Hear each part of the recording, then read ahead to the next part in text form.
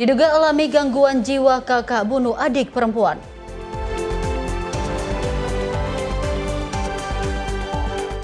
Kemendikbudrismen akan atur penggunaan gawai anak di sekolah.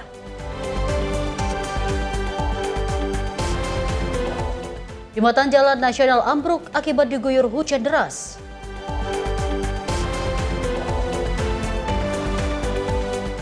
Iran rilis video peluncuran misil serangan.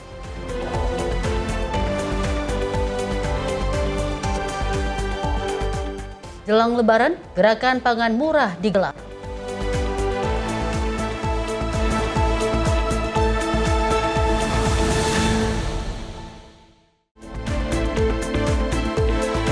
Halo, selamat pagi pemirsa. Selamat pagi Dewi. Selamat pagi Tiara. Dan tentu Menyapa Indonesia Pagi akan menghadirkan sejumlah informasi untuk menemani hari Anda, mulai dari perpolitikan hingga ekonomi. Benar sekali Tiara, dan pemirsa kami juga akan menemani Anda dari informasi sejumlah dari mancanegara.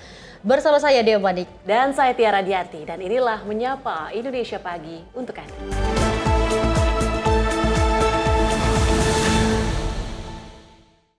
Kami awali dengan informasi warga Jalan Menteng 7 Kota Medan digegerkan dengan penemuan jasad seorang wanita tanpa busana di dalam sebuah boks kontainer plastik pada Senin 9 Maret 2026. Pemirsa, korban ditemukan dalam kondisi terbungkus karung dan ditutupi handuk. Kemunculan boks kontainer berwarna putih di Gang Sejora, Jalan Menteng 7 Medan menimbulkan kecurigaan warga. Warga melihat dua orang pria mengenakan jaket online meletakkan boks ini dengan tergopoh-gopoh sebelum akhirnya melarikan diri. Saat dibuka, warga terkejut menemukan tubuh manusia yang terbungkus karung. Temuan ini kemudian dilaporkan kepada pihak kepolisian sektor Medan Area dan tim Inafis Polrestabes Medan guna proses identifikasi awal. Satu kereta, dua orang. Boncengan. Jadi di dalamnya itu mayat ya Pak? Mayat. Ternyata setelah udah kami buka itu boninya, ternyata itu mayat manusia, bukan itu tadi. Kalau saya prediksi itu laki-laki, bukan perempuan. Kira-kira dimutilasi nggak Pak? Dari saya cek dari pinggulnya ya. Nah, gitu. Kira-kira dimutilasi nggak Pak? Kurang tahu lah. Polisi menyebut jasad wanita ini ditemukan dalam kondisi tanpa busana dan hanya ditutupi handuk berwarna putih. Diduga kuat korban dihabisi di tempat lain sebelum jasadnya dibuang oleh pelaku ke lokasi guna menghilangkan jejak. Kondisi mayat masih utuh, sehingga ini kita akan bawa ke rumah sakit untuk koordinasi sebab meninggalnya. Dan sambil kami melakukan proses penyelidikan lebih lanjut dan pengembangan lebih lanjut. Kalau diperkirakan udah berapa hari Bang? Ya ini baru, karena belum takut, masih ya. Segera kami akan lakukan proses untuk visum tangkan. Tidak ada mutilasi, mayat masih kondisi itu. Meski identitas korban sudah diketahui, pihak kepolisian masih merahasiakan detailnya guna kepentingan pengejaran terhadap dua terduga pelaku. Saat ini, jenazah korban masih berada di Rumah Sakit Bayangkara Medan untuk menjalani proses otopsi. Dari Medan, Sumatera Utara, jurnalis Info TV melaporkan. Pemirsa, seorang remaja perempuan di Kabupaten Garut, Jawa Barat meninggal dunia setelah diduga ditusuk oleh kakak kandungnya sendiri di bagian dada. Diduga pelaku mengalami gangguan kejiwaan. Peristiwa pembunuhan kakak membunuh adik kandung terjadi di Kampung Karikil, Desa Sukatani, Kecamatan Ciserupan, Garut, Jawa Barat pada Rabu 11 Maret 2026 petang. Seorang remaja putri, Jihan Azhari, berusia 15 tahun tewas setelah menjadi korban penusukan oleh kakak kandungnya sendiri. Korban tewas dengan luka tusuk di bagian dada akibat serangan senjata tajam. Tugas kepolisian mengamankan pelaku AR usai mendapatkan laporan warga. Tim Inafis Polres Garut bersama unit Jatanras menggelar olah tempat kejadian perkara untuk mengumpulkan bukti dan keterangan. Kasat Reskrim Polres Garut, AKP Joko Prihatin, mengatakan pelaku melancarkan aksinya saat korban tidur di dalam rumah. Korban mengembuskan nafas terakhir dalam perjalanan ke rumah sakit. Dari keterangan keluarga, pelaku diduga memiliki riwayat gangguan kejiwaan. Bahkan yang bersangkutan disebut kerap mengalami emosi tidak terkendali dan mengamuk di lingkungan sekitar rumah. Memang kita dapat berita telepon dari Polsek Cisurupan, Kapolsek menelpon memang telah terjadi tindak pidana penusukan atau penganiayaan yang mengakibatkan meninggal dunia, pembunuhan yang dilakukan oleh saudara RR, yang mana RR ini adalah kakak kandung korban yang bernama CA, yang perempuan. Nah, diduga motifnya kita belum bisa menyimpulkan. Namun demikian, dari keterangan warga sekitar, termasuk orang tuanya sendiri, bahwa pelaku ini pernah mengalami gangguan jiwa dan masih dalam pengobatan.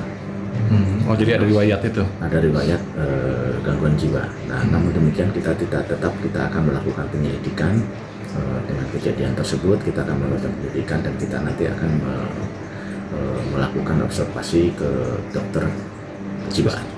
Jadi korban itu selagi istirahat, tiduran di rumah korban sendiri, langsung dilakukan penusukan oleh kakaknya sendiri. Sempat korban minta tolong lari keluar rumah, namun karena lukanya dalam, akhirnya jatuh terlungkup di halaman. Akhirnya sama warga dibawa ke rumah sakit dan meninggal. Saat ini pelaku diamankan di unit Jatanras Polres Garut. Penyidik berencana melakukan pemeriksaan kejiwaan terhadap pelaku dengan melibatkan dokter spesialis untuk menentukan proses hukum selanjutnya. Selain mengamankan pelaku, petugas juga mengamankan barang bukti, sebilah pisau dapur yang diduga digunakan menusuk korban. Motif pembunuhan masih menunggu hasil pemeriksaan spesialis. Dari Garut, Jawa Barat, jurnalis Info TV melaporkan. Satuan Reserse Kriminal Polres Tapanuli Selatan meringkus seorang pemuda yang tega menganiaya seorang lansia berusia 77 tahun hingga tewas di Kecamatan Angkola Timur. Pelaku nekat menghabisi nyawa korban lantaran panik saat aksi mencurinya dipergoki korban. Seorang pemuda berinisial MS diringkus tim Opsnal Polres Tapanuli Selatan setelah tega menganiaya seorang lansia hingga tewas di Kecamatan Angkola Timur, Kabupaten Tapanuli Selatan, Sumatera Utara pada 24 Februari 2026 lalu. Peristiwa tragis ini bermula saat pelaku masuk secara diam-diam ke rumah korban dengan mengincar perhiasan emas. Namun setelah menggeledah kamar, pelaku hanya menemukan uang tunai sebesar Rp20.000 di bawah bantal. Saat hendak keluar, aksi pelaku dipergoki oleh korban yang langsung berteriak. Panik karena teriakan, pelaku secara membabi buta mencekik dan memukul wajah korban hingga terkapar. Tidak berhenti di situ, pelaku juga menginjak dada korban dan menjerat lehernya menggunakan kerudung sebelum akhirnya menyeret jasad korban ke bawah pohon di belakang rumah. Awalnya dia sudah masuk, tersangka sudah masuk ke dalam rumahnya korban di salah satu kamar. Dia mengacak-acak sampai ditemukan uang Rp20.000 di bawah bantal dan kemudian barang-barang yang lain. Dia nggak puas pada saat dia keluar kamar, dari kamar depan keluar juga korban. Langsung teriak, maling, maling, maling. Langsung dia mendatangi korban, mencekik korban, meninju wajahnya, matanya, telinganya sampai korban terkapar dan mencekik dengan jilbabnya tadi. Yang kami sudah sita barang buktinya. Dan kemudian beberapa kali menginjak-injak dada korban. Sehingga pada saat korban sudah dilihat tidak bergerak, dia bopong, dia tarik ke sekitar 20 meter ke belakang rumah di sebuah pohon dalam suasana. Usai melakukan olah TKP, petugas berhasil mengidentifikasi dan menangkap pelaku dalam waktu singkat. Kini pelaku dijerat pasal berlapis tentang pencurian dengan kekerasan dan pembunuhan dengan ancaman maksimal 20 tahun penjara. Dari Tapanuli Selatan, Sumatera Utara, jurnalis Info TV melaporkan.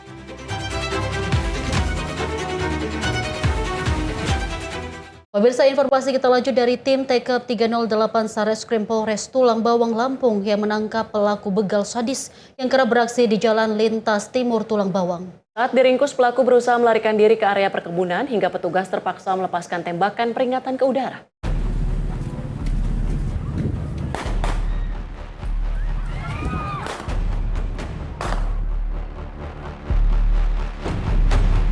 Rekaman video amatir memperlihatkan detik-detik petugas tim Tekap 308 Satreskrim Polres Tulang Bawang meringkus pelaku begal sadis di Jalan Lintas Timur. Saat disergap di sebuah perkebunan di Kecamatan Wayu Pengubuan, pelaku berusaha kabur dari kejaran petugas. Pelaku berhasil ditangkap setelah petugas melepaskan tembakan peringatan ke udara. Dari hasil penyelidikan, pelaku diketahui telah beraksi di 4 lokasi berbeda di wilayah Tulang Bawang. Dalam setiap aksinya, pelaku tidak segan mengancam korbannya menggunakan senjata api. Pelaku dari tindak pidana pencurian dengan kekerasan yang terjadi di jalan di Desa Banjardewa, Kecamatan Banjar Agung, Kabupaten Tulang Bawang, yang kejadiannya tanggal 26 Desember 2025. Jadi kami telah melakukan penangkapan Lampung Tengah di Kecamatan Wai Pagubuan. Kita telah menangkap salah satu tersangka dengan inisial YA. Kemudian dari tangan tersangka kita dapat mengamankan 1 unit motor Honda Beat yang menjadi pemiliknya korban.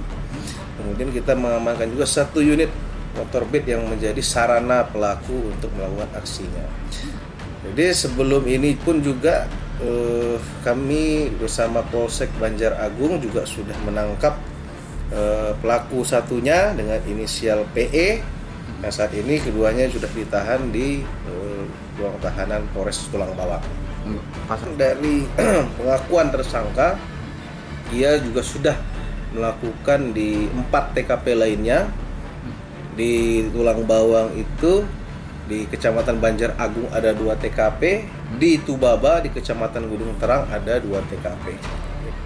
Polisi menyita barang bukti berupa sepeda motor hasil pencurian serta kendaraan yang digunakan pelaku saat beraksi. Saat ini, pelaku masih menjalani pemeriksaan intensif di Mapolres Tulang Bawang dan akan dijerat pasal pencurian dengan kekerasan. Dari Tulang Bawang, Lampung, jurnalis Info TV melaporkan. Unit Pidana Umum Satreskrim Polrestabes Palembang meringkus seorang pelaku pencurian sepeda motor di Kecamatan Kertapati, Palembang. Dan pelaku diketahui membawa kabur sepeda motor milik seorang warga dengan modus meminta tolong untuk diantarkan ke suatu tempat.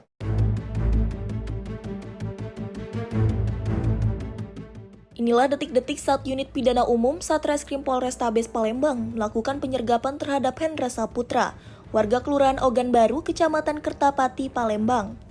Pelaku sempat berusaha melarikan diri menggunakan sepeda motornya saat petugas mengepung lokasi. Berdasarkan hasil pemeriksaan, kejadian bermula saat korban mengantarkan pelaku ke dermaga Kertapati, Palembang. Setibanya di lokasi, korban diminta turun dari kendaraannya.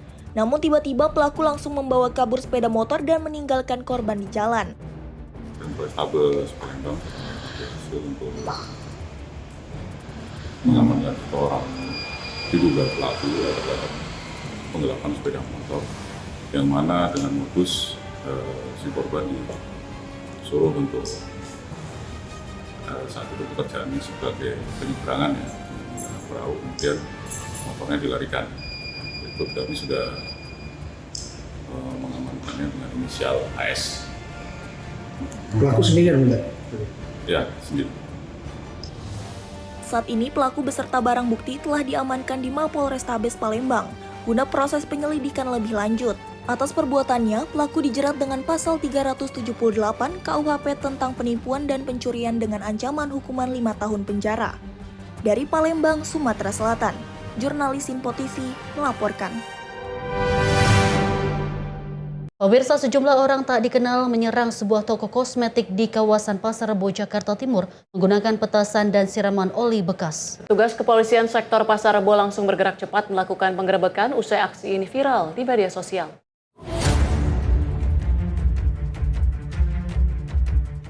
Rekaman video amatir memperlihatkan sejumlah toko kosmetik di ruas Jalan Raya Bogor, Pasar Rebo, Jakarta Timur yang menjadi sasaran amuk orang tidak dikenal. Toko yang diduga menjual obat keras secara ilegal diserang menggunakan petasan dan disiram oli bekas oleh warga yang resah. Merespon keresahan warga hingga viralnya aksi ini di media sosial, Unit Reserse Kriminal Polsek Pasar Rebo langsung menyisir lokasi kejadian. Dari hasil penggeledahan, petugas berhasil menemukan 15 papan obat-obatan terlarang kategori daftar G atau psikotropika tanpa izin edar. Obat-obatan ini kerap disalahgunakan kalangan remaja karena harganya yang terjangkau, namun memiliki efek halusinasi yang berbahaya. Meski saat penggerebekan sejumlah penjual sudah melarikan diri, tugas tetap mengamankan barang bukti dan meminta keterangan saksi di lokasi. Kami dari Polsek Pasar Rebo jelaskan terkait berita yang viral tersebut. Kami menindaklanjuti dengan mendatangi lokasi beserta dengan Pak RT dan Pak RW, kemudian pemilik kios yang mana kios tersebut disewakan kepada seseorang yang sebenarnya mereka awalnya menjual kosmetik maupun perangkat elektronik seperti HP tersebut, tapi disalahgunakan dengan menjual obat-obatan daftar G. Kemudian dari 3 tempat yang kami geledah tersebut, yaitu yang lokasinya di Jalan Raya Bogor, depan PT Meyume, dan juga depan Mixu, dan terakhir di Jalan Lestari, kami temukan beberapa daftar obat G, obat keras, kurang lebih sekitar 15 papan. Dan juga kami mengimbau kepada masyarakat apabila menemukan kios ataupun toko yang menjual, yang patut diduga menjual obat-obatan terlarang berupa daftar G, agar dapat kiranya bisa dilaporkan ke pihak kepolisian dan kami akan menindaklanjuti hal tersebut. Di Polsek Pasar Rebo, karena itu lokasinya sudah lama tutup dan kami sudah sering melakukan patroli di wilayah tersebut, yang mana sementara selama ini kios tersebut memang sudah tutup, tapi karena mereka kucing-kucingan dengan kita, mereka buka 1 jam 2 jam kemudian tutup lagi, sehingga kami kesulitan untuk bisa menemukan kejadian tersebut. Himbauannya Bang kepada masyarakat Bang jika menemukan hal seperti itu. Himbauan kami kepada masyarakat yang mungkin melihat ada indikasi kios maupun toko yang menjual obat-obat daftar G, dapat kiranya dilaporkan ke pihak kepolisian dan kita akan menindaklanjuti, dan kita minta masyarakat jangan main hakim sendiri dengan melakukan hal-hal yang bisa membahayakan masyarakat sekitar, khususnya dalam hal penggunaan petasan bisa mengakibatkan kebakaran. Demikian, terima kasih. Kini belasan papan obat tersebut telah diamankan ke Mapolsek Pasar Rebo guna penyelidikan lebih lanjut terkait jaringan pemasoknya. Dari Jakarta, jurnalis Info TV melaporkan. Direktorat Reserse Narkoba Polda Banten membongkar modus baru peredaran narkotika dalam bentuk cairan rokok elektrik atau liquid vape. Petugas meringkus puluhan tersangka dengan barang bukti ribuan butir obat terlarang hingga cairan vape mengandung zat berbahaya.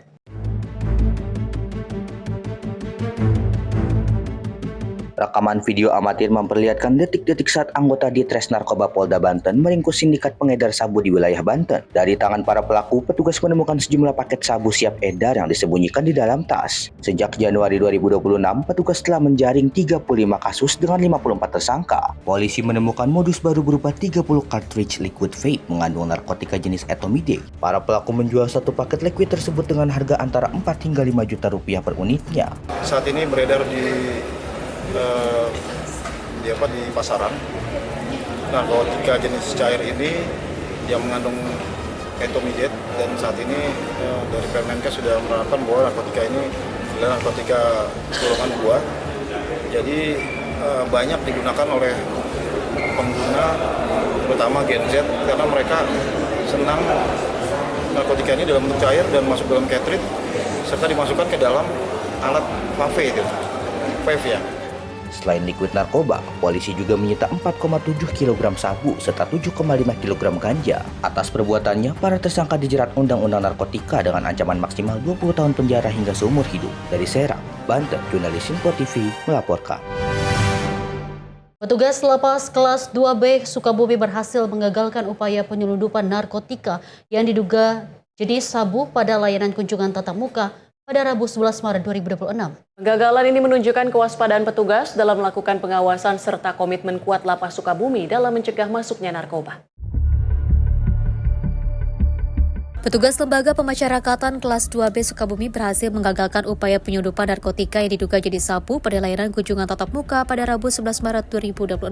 Petugas yang sedang melakukan pengawasan di area ruang layanan kunjungan melihat adanya gerak-gerik mencurigakan antara seorang warga binaan dengan pengunjung perempuan. Petugas kemudian meningkatkan pengawasan dengan memantau aktivitas keduanya melalui kamera pengawas guna memastikan dugaan tersebut. Setelah kegiatan kunjungan selesai, petugas meminta izin kepada warga binaan untuk dilakukan pemeriksaan badan kembali. Dari hasil penggeledahan terhadap warga binaan pria berinisial SIS, 21 tahun, petugas menemukan 2 bungkus lakban hitam yang dibungkus menggunakan alat kontrasepsi pria dan disimpan di saku baju yang bersangkutan. Berdasarkan hasil pemeriksaan lebih lanjut diketahui bahwa barang tersebut sebelumnya dibawa masuk oleh seorang pengunjung perempuan berinisial AF 20 tahun dengan cara disembunyikan di dalam tubuhnya, tepatnya di bagian vagina, untuk mengelabui pemeriksaan petugas di pintu layanan kunjungan. Saat berlangsungnya kunjungan tatap muka, barang tersebut kemudian diduga diserahkan kepada warga binaan yang dikunjunginya. Kepala Lapas Kelas 2B Sukabumi Budi Hardiono menegaskan bahwa keberhasilan penggagalan penyelundupan ini merupakan bukti keseriusan jajaran Lapas Sukabumi dalam memberantas peredaran narkoba di dalam lapas. Tim redaksi Simpo TV melaporkan. Dan pemirsa, kami akan kembali usai jeda, tetaplah bersama kami di Menyapa Indonesia Pagi.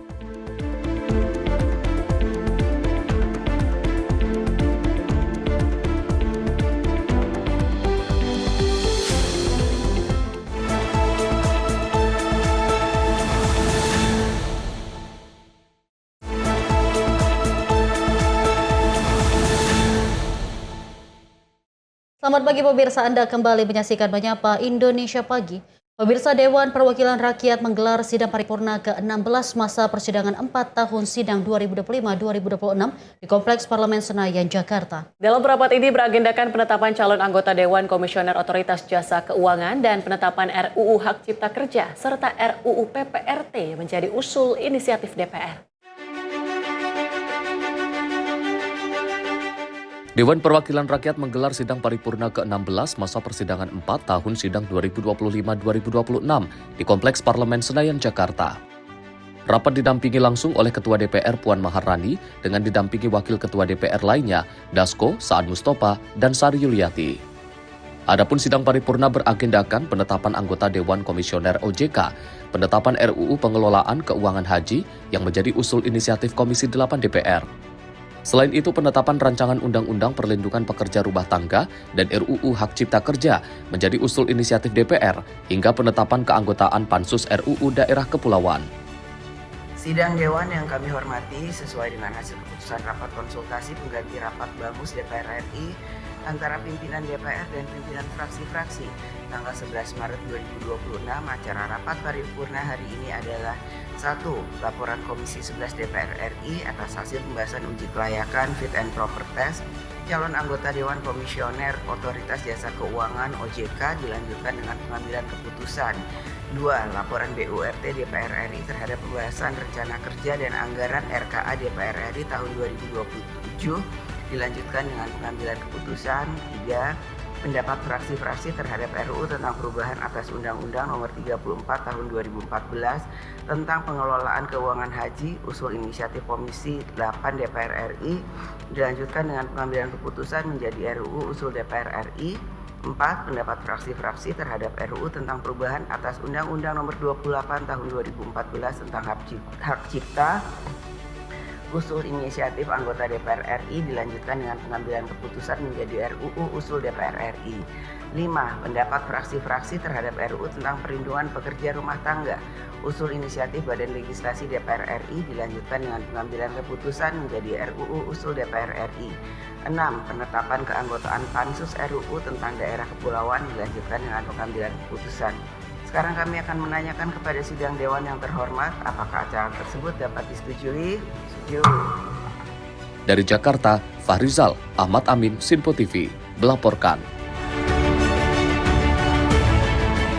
Pimpinan Dewan Perwakilan Rakyat secara resmi menetapkan calon anggota Dewan Komisioner Otoritas Jasa Keuangan atau OJK. Salah satunya yakni Federica Widiasari Dewi yang ditetapkan sebagai Ketua Dewan Komisioner Otoritas Jasa Keuangan menggantikan Mahendra Sirekar. Dalam sidang paripurna Dewan Perwakilan Rakyat secara resmi menetapkan calon anggota Dewan Komisioner Otoritas Jasa Keuangan atau OJK. Para calon anggota Dewan Komisioner OJK ini telah menjalani fit and proper test melalui Komisi 11 DPR.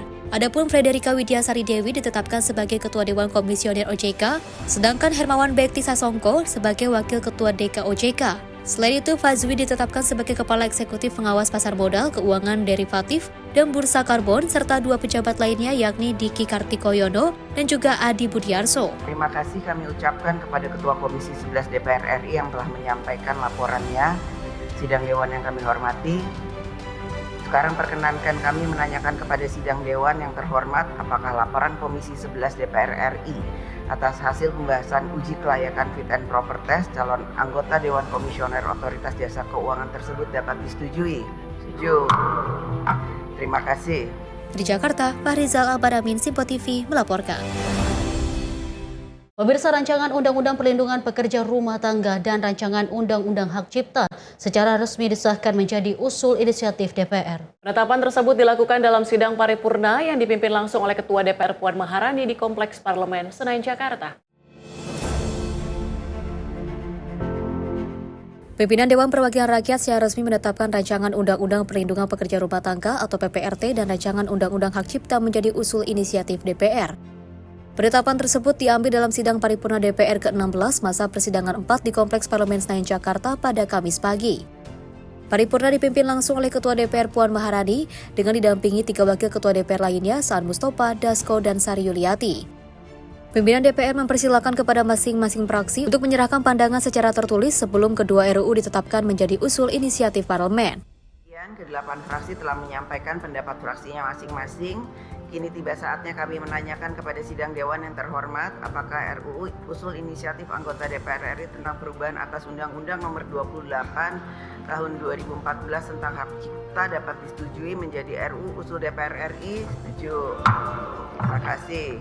Kini tiba saatnya kami menanyakan kepada sidang Dewan yang terhormat, apakah RUU usul inisiatif Badan Legislasi DPR tentang perlindungan pekerja rumah tangga (PPRT) dapat disetujui menjadi RUU usul DPR RI? Setuju. Terima kasih. Dari Jakarta, Fahrizal Abaramin, Simpo TV melaporkan. Ketua DPR Puan Maharani meminta semua pihak untuk melakukan evaluasi serta mitigasi terkait pelaksanaan ibadah haji 2026 di tengah situasi konflik Timur Tengah. Dan Puan juga menyebutkan DPR melalui komisi terkait akan menyiapkan kajian dan evaluasi perihal pelaksanaan ibadah haji tahun ini. Ketua DPR Puan Maharani menjelaskan bahwa ibadah haji harus tetap dilaksanakan dengan sebaik-baiknya. Namun Puan meminta kepada seluruh pihak untuk evaluasi terlebih dahulu, serta memitigasi ibadah pelaksanaan haji di tengah situasi memanasnya konflik Timur Tengah. Dirinya mengatakan DPR melalui komite terkait akan melakukan kajian guna memastikan keselamatan dan kenyamanan para calon jamaah haji. Ya, yang pertama terkait dengan haji, tentu saja dengan situasi geopolitik global seperti ini, apapun masalah atau hal terkait dengan ibadah itu harus tetap bisa dilaksanakan dengan sebaik-baiknya. Namun kami juga meminta kepada semua pihak yang terkait untuk melakukan evaluasi dan mitigasi ataupun antisipasi terkait dengan hal yang sedang terjadi. Jadi tentu saja DPR RI melalui komisi terkait akan melakukan kajian, evaluasi dan hal-hal yang harus dilakukan dengan situasi seperti ini untuk bisa memberikan keselamatan, tetap memberikan keselamatan, kenyamanan bagi jemaah haji Indonesia yang nantinya insya Allah akan tetap melaksanakan ibadah hajinya. Dari Jakarta, Fahrizal Davariskiano, Simpo TV melaporkan.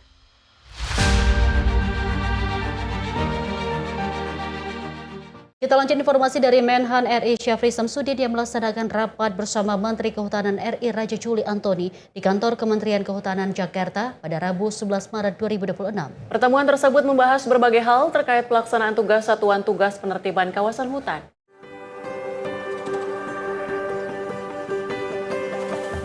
Menteri Pertahanan RI Syafri Samsudin melaksanakan rapat bersama Menteri Kehutanan RI Raja Juli Antoni di kantor Kementerian Kehutanan Jakarta pada Rabu 11 Maret 2026. Dalam rapat tersebut dibahas sejumlah isu strategis guna memperkuat kolaborasi antara Kementerian Pertahanan dan Kementerian Kehutanan. Beberapa di antaranya meliputi proses pengurusan persetujuan penggunaan kawasan hutan untuk kepentingan pertahanan, strategi penguatan tata kelola kehutanan melalui transformasi digital, serta peningkatan kapasitas pengawasan kawasan hutan melalui penambahan personil polisi kehutanan. Menhan Sapri menekankan pentingnya koordinasi yang lebih intensif antara Kemhan dan juga Kemenhub mengingat dinamika tugas Satgas PKH di lapangan. Selain itu, Menhan juga menegaskan pentingnya sinergi kedua kementerian dalam mendukung arahan Presiden, termasuk rencana integrasi polisi kehutanan ke dalam komponen cadangan melalui pelatihan bela negara. Rapat tersebut turut dihadiri Jampitsus, Kejaksaan Agung RI, Kasum TNI, Kabalogham Kemhan, serta sejumlah pejabat dari Kementerian Kehutanan. Tim redaksi Simpo TV melaporkan. Kementerian Pendidikan Dasar dan Menengah menyiapkan sejumlah aturan pembatasan penggunaan gawai bagi siswa di sekolah dalam perlindungan anak PP Tunggu Anak Siap atau TUNAS. Pemirsa, dalam kesempatan yang sama, Sekretaris Kabinet Teddy Indrawijaya juga mengajak para orang tua untuk berperan aktif dalam melindungi anak dari potensi bahaya media sosial.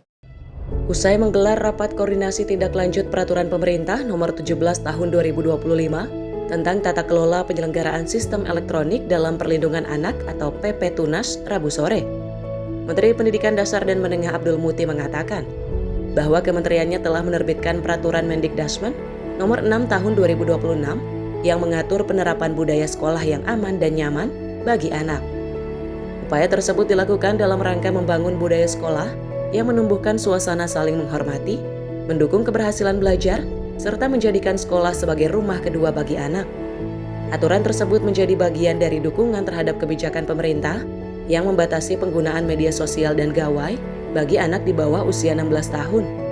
Dalam implementasinya, Kementerian Dikdasmen memperkenalkan konsep 3S untuk mengatur penggunaan perangkat digital di lingkungan sekolah, yakni konsep screen time, yakni pengaturan waktu penggunaan gawai oleh siswa agar tak berlebihan, screen break, yakni kebiasaan mengistirahatkan mata dan tubuh setelah menggunakan perangkat digital dalam waktu tertentu, serta screen zone, yakni kesepakatan mengenai area tertentu di sekolah yang memperbolehkan atau melarang penggunaan gawai. Mendukung sepenuhnya pelaksanaan PP TUNAS dan telah menerbitkan peraturan Mendikdasmen nomor 6 tahun 2026 tentang membangun budaya sekolah yang aman dan nyaman. Upaya ini kami lakukan dalam rangka membangun budaya sekolah yang di situ tumbuh suasana yang saling menghormati, saling memuliakan, dan saling mendukung untuk keberhasilan belajar dan menjadikan sekolah sebagai rumah yang kedua bagi anak-anak kita. Dan itu semua merupakan penjabaran dari PP TUNAS yang menjadi referensi dari Mendikdasmen tersebut. Pelaksanaan budaya sekolah yang aman dan nyaman dikembangkan dengan tata kelola dan edukasi serta kolaborasi peran seluruh warga sekolah dengan menerapkan 9 asas utama, yaitu humanis, komprehensif, partisipatif, kepentingan terbaik bagi anak, non-diskriminatif, inklusif, keadilan dan kesetaraan gender, harmonis dan berkelanjutan. Dalam kesempatan yang sama, Sekretaris Kabinet Teddy Indrawijaya mengajak para orang tua untuk berperan aktif melindungi anak dari potensi bahaya media sosial melalui peraturan pemerintah nomor 17 tahun 2025 tentang tata kelola penyelenggaraan sistem elektronik dalam perlindungan anak atau PP TUNAS. Nanti ke depan, kami semua memohon kerjasama dari seluruh masyarakat, dari seluruh orang tua, dari adik-adik, anak-anak, dan tentunya rekan-rekan pers media ke depan untuk dapat memaksimalkan dan agar peraturan pemerintah ini terkait PP TUNAS Tunggu Anak Siap dapat berjalan dengan maksimal dan manfaat dan tujuannya dapat berdampak baik bagi seluruh generasi. Keterlibatan aktif orang tua menjadi kunci keberhasilan kebijakan tersebut dalam melindungi generasi muda dari dampak negatif penggunaan media sosial yang tidak tepat. Dari Jakarta, Dio Malau, Simpo TV melaporkan. Pemerintah mengawal kepulangan jemaah umroh Indonesia yang tertahan di Arab Saudi akibat penjadwalan ulang penerbangan. Tim di lapangan memastikan komunikasi dengan maskapai dan penyelenggara perjalanan agar proses pemulangan berjalan aman dan lancar. Kementerian Haji dan Umroh terus memantau serta mengkoordinasikan kepulangan jemaah umroh Indonesia yang mengalami penjadwalan ulang penerbangan di Arab Saudi akibat meningkatnya ketegangan di Timur Tengah. Staf teknis urusan haji Jeddah, M. Ilham Effendi, menyatakan tim di lapangan aktif menjembatani komunikasi antara jemaah, maskapai dan penyelenggara perjalanan untuk memastikan pemulangan berlangsung aman dan lancar. Berdasarkan data terbaru, beberapa kelompok jemaah terdampak penjadwalan ulang. Sebanyak 17 jemaah dari PT Bima dijadwalkan ulang pada 10 dan 14 Maret, sementara 67 jemaah dari PT RLW sebagian sudah kembali ke Indonesia melalui Ethiopian Airlines dan Garuda Indonesia. Selain itu, 5 jemaah umroh mandiri terdampak pembatalan penerbangan rute Madinah Mumbai sedang difasilitasi pengurusan refund dan penerbangan pengganti pada 15 Maret melalui Saudi Airlines. Dalam periode pemantauan yang sama, KJRI Jeddah memonitori kepulangan 2062 jemaah, sehingga total jemaah yang telah kembali ke Indonesia mencapai 19.509 orang sejak 28 Februari hingga 8 Maret 2026. Ilham menegaskan bahwa tim akan terus melakukan pemantauan dan koordinasi dengan berbagai pihak guna memastikan perjalanan jemaah tetap lancar dan aman. Tim redaksi Sinpo TV melaporkan. Ruang kelas SDN 26 Paguyaman di Bualemo, Gorontalo kini tak lagi bocor. Dan renovasi pemerintah ini membuat siswa-siswi kembali nyaman belajar, terutama saat hujan. Sebagai bagian dari upaya meningkatkan fasilitas pendidikan, atap ruang kelas SD Negeri 26 Paguyaman di Kabupaten Bualemo, Gorontalo kini tidak lagi bocor. Siswa-siswi dapat belajar dengan tenang, terutama saat hujan, berkat perbaikan yang dilakukan melalui program revitalisasi Satuan Pendidikan Kemendikdasmen. Kepala Sekolah Herni menyampaikan apresiasi kepada pemerintah karena merespon permohonan perbaikan fasilitas sekolah yang diajukan melalui sistem Dapodik. Revitalisasi mencakup 3 ruang kelas, 1 ruang administrasi, dan 1 bangunan toilet yang pengerjaannya dimulai pada Agustus 2025, meski sempat terkendala cuaca dan ketersediaan material. Terima kasih untuk kepada pemerintah, terutama Bapak Presiden serta Bapak Menteri yang sudah telah merespon apa yang kami sudah ajukan melalui Dapodik. Karena dulunya sekolah kami ini kan memang dalam sebelum menerima revitalisasi itu kan siswa itu kan belajar dalam posisi ruangan kelas ada rusak ya, bocor ya, basah dengan hujan. Tapi alhamdulillah dengan kondisi sekarang, jadi kami sudah merasakan manfaatnya. Siswanya sudah belajar dengan belajar dengan baik ya. Juga guru-gurunya juga nyaman ya. Bagi kami itu sudah sangat-sangat bermanfaat untuk kondisi kami yang sekarang ini. Pelaksanaan renovasi juga melibatkan masyarakat sekitar, mulai dari tenaga kerja hingga pengadaan bahan bangunan. Program ini menunjukkan komitmen pemerintah meningkatkan kualitas sarana pendidikan agar sekolah memiliki fasilitas aman, nyaman, dan mendukung proses belajar mengajar. Tim redaksi Sinpo TV melaporkan. Pemirsa, Menko Infrastruktur dan Pembangunan Kewilayahan RI Agus Harimurti Yudhoyono didampingi oleh Yusuf Hamka atau Babah Alun membagikan bantuan sembako. Bantuan diberikan kepada seluruh laporan masyarakat termasuk komunitas Tionghoa sekitar Masjid Babah Alun Tol Depok Antasari.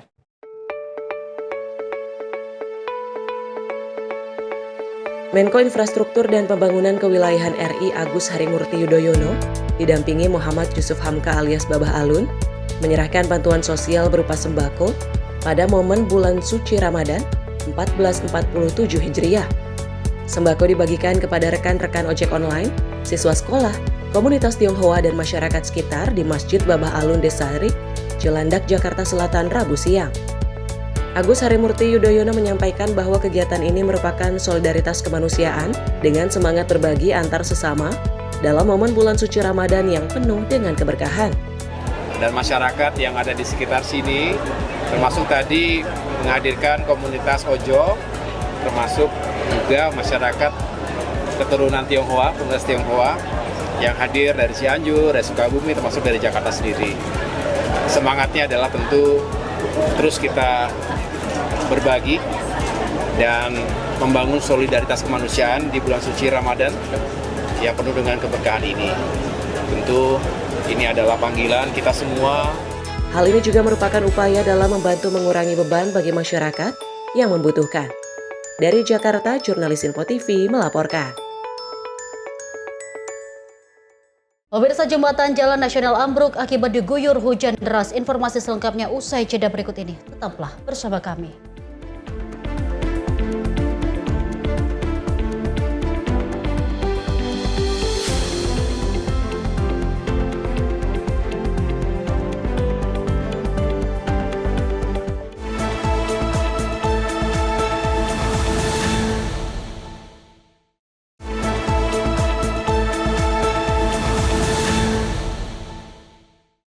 Anda kembali menyaksikan Menyapa Indonesia Pagi. Pemirsa, intensitas hujan tinggi yang mengguyur wilayah Kabupaten Pandeglang, Banten menyebabkan jembatan di ruas Jalan Nasional Kecamatan Cigelis ambruk. Akibatnya arus lalu lintas yang menghubungkan Kecamatan Cigelis dan Cipaliung terganggu. Assalamualaikum, mohon izin melaporkan dan menginformasikan telah terjadi jembatan longsor atau ambruk. Tepatnya di jalur kampung Babakan Kiara, Desa Waringin Jaya, Kecamatan Cigelis. Rekaman video amatir memperlihatkan kondisi pasca ambruknya jembatan di ruas Jalan Nasional Kampung Babakan Kiara, Desa Waringin Jaya, Kabupaten Pandeglang pada Senin 9 Maret 2026 malam. Tanah di bawah konstruksi jembatan ini amblas tergerus arus sungai yang deras hingga menyisakan lubang dengan kedalaman mencapai 5 meter. Kondisi ini diduga terjadi karena curah hujan ekstrim sejak sepekan lalu yang ditambah dengan beban kendaraan bermuatan berat yang kerap melintas. Akibatnya, kendaraan roda 2 maupun roda 4 yang hendak melintas kini harus ekstra waspada dan terpaksa menggunakan sistem buka tutup jalur. Semalam itu sekitar jam 10-an. Nah Pak, kalau untuk penyebabnya apa nih Pak? Penyebabnya karena diguyur hujan terus airnya gede gitu. Terus langsung ambruk. Kayak retak-retak itu langsung ambruk gitu. Ya pengennya sih maunya seperti semula lagi, bagus lagi gitu, biar aktivitas kendaraan jalan lancar seperti itu. Personel dari Polsek Cigelis melakukan pengamanan dan mengatur arus lalu lintas guna menghindari adanya korban jiwa. Petugas juga mengimbau pengendara untuk mencari jalur alternatif mengingat kondisi struktur jembatan yang terus terkikis dan cukup membahayakan. Di malam pada hari Senin tanggal 9 Maret 2026, sekira pukul 22.00 WIB, kami mendapatkan informasi, Polsek Cigelis mendapatkan informasi dari warga masyarakat bahwa adanya kejadian jembatan longsor atau ambruk. Dan kami koordinasikan dengan Pak Kapolsek memerintahkan kami personel piket untuk cek ke lokasi untuk menjaga kondusivitas sekitar lalin. Nah Bang, pada saat kejadian ada korban nggak sih Bang? Alhamdulillah pada saat kejadian sampai dengan saat ini tidak ada korban, tapi kami tetap memantau situasi. Untuk himbauan dimohon kepada warga masyarakat pengendara roda 4 yang khususnya bermuatan tonase berat agar tidak melewati jalur jalan raya Kecamatan Cigelis ini, agar mencari jalur alternatif seperti jalur Tanjung Lesung yang ingin arah menuju Cipaliung maupun arah menuju ke Panimbang agar mencari jalur alternatif. Kini warga maupun pengendara berharap pemerintah pusat melalui dinas terkait segera melakukan perbaikan permanen. Dari Pandeglang, Banten, jurnalis Info TV melaporkan. Pemirsa, kecelakaan beruntun melibatkan 4 kendaraan terjadi di ruas tol TB Simatupang, kawasan Kampung Rambutan, Jakarta Timur pada Selasa 10 Maret 2026 sore. Seorang penumpang wanita terjepit di dalam kabin minibus yang ringsek usai menghantam bagian belakang truk kontainer.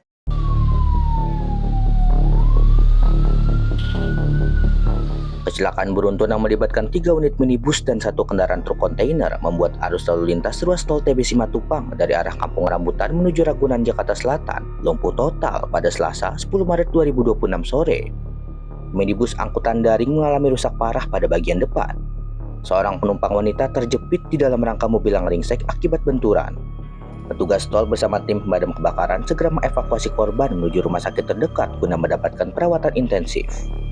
Sementara itu, petugas jasa marga menerjunkan mobil derek untuk menyingkirkan bangkai kendaraan yang menutupi badan jalan. Truk lagi yang belakang nabrak itu yang kijang itu. Iya. Itu kayak beruntun kan? Beruntun kayak. Beruntun. Iya. Ada berapa mobil kira-kira? 4 kayak. 4 ya. Posisinya ringsek. Ringseknya hancur lah. Ada korban nggak Pak? Korban nggak ada kayaknya. Cuman yang tadi dibawa ke rumah sakit aja. Iya, tadi yang tadi. Itu mereka nabrak truk ini atau gimana sih Pak? Ya nabrak truk. Nabrak truk? Ya ini yang nabrak truk, yang belakang nabrak lagi yang tengah itu. Jadi berkincap lah. Tadi ada yang kejepit Pak?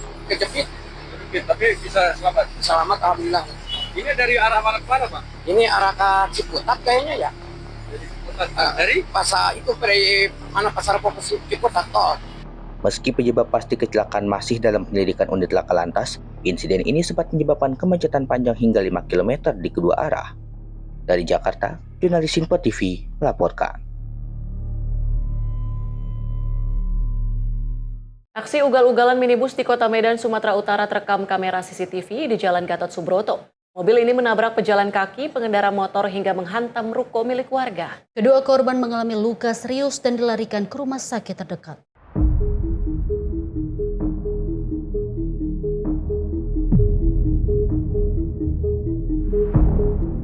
Rekaman CCTV memperlihatkan detik-detik minibus hilang kendali dan menghantam seorang wanita yang sedang menunggu angkutan umum di tepi jalan. Minibus juga menabrak seorang pengendara motor sebelum akhirnya menabrak pintu ruko milik warga. Seorang wanita pejalan kaki dan pemotor mengalami luka serius dan dilarikan ke rumah sakit terdekat guna mendapatkan perawatan medis. Kasat Lantas Polrestabes Medan, AKBP Imade Parwita mengatakan, insiden bermula saat minibus berusaha berbalik arah di Jalan Gatot Subroto. Namun, diduga karena pengemudi tidak dapat mengontrol kendaraannya, mobil justru meluncur tidak terkendali ke arah trotoar dan pemukiman. Dari hasil pemeriksaan masih kita dalami, ada informasi-informasi yang bersangkutan dalam pengaruh alkohol, tapi juga kami masih cek, masih dalami terkait informasi tersebut. Tapi memang dari hasil keterangan dari yang bersangkutan, karena lalainya dia, akhirnya terjadi kecelakaan itu. Bagian depan mobil dan pintu ruko warga rusak berat akibat benturan yang cukup keras. Pihak kepolisian kini masih melakukan pendalaman dengan meminta keterangan sejumlah saksi mata di lokasi kejadian guna proses hukum lebih lanjut. Dari Medan, Sumatera Utara, jurnalis Info TV melaporkan. Pemirsa, nasib pilu menimpa seorang bocah berusia 12 tahun di Kota Bandar Lampung, Lampung. Korban dilaporkan tenggelam saat sedang asyik berenang bersama rekan-rekannya di aliran Sungai Kalibalok pada Selasa 10 Maret 2026 siang.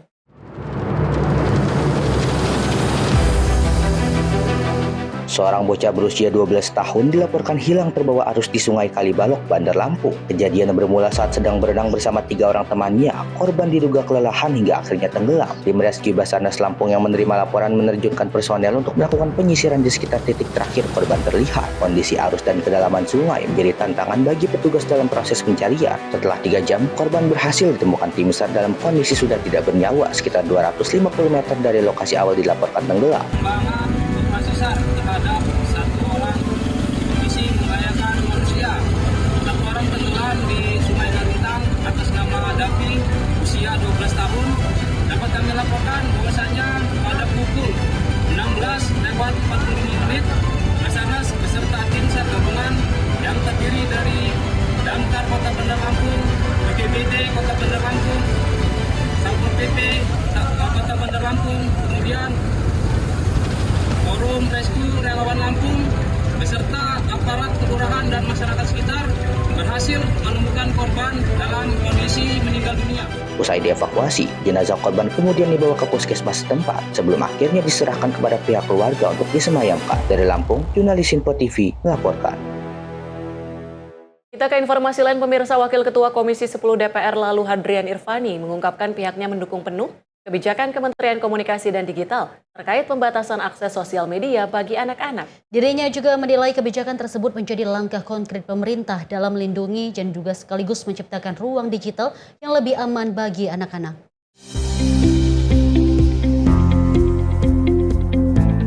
Komisi 10 DPR menyambut baik kebijakan pemerintah melalui Kementerian Komunikasi dan Digital terkait pembatasan penggunaan sosial media bagi anak-anak di bawah umur 16 tahun. Wakil Ketua Komisi 10 DPR, Lalu Hadrian Irfani menilai kebijakan ini menjadi langkah penting untuk melindungi anak-anak dari dampak negatif ruang digital. Kendati demikian, Lalu menegaskan bahwa pembatasan media sosial tidak boleh diartikan sebagai upaya membatasi akses anak terhadap pengetahuan digital. Menurutnya, di era perkembangan ilmu pengetahuan dan teknologi, siswa tetap perlu mendapatkan literasi digital yang baik agar mampu beradaptasi dengan kemajuan zaman secara bijak. Pertama, kami di Komisi 10 menyambut baik Kementerian Komunikasi dan Digital ini mengeluarkan kebijakan yang terbaru terkait dengan pembatasan media sosial.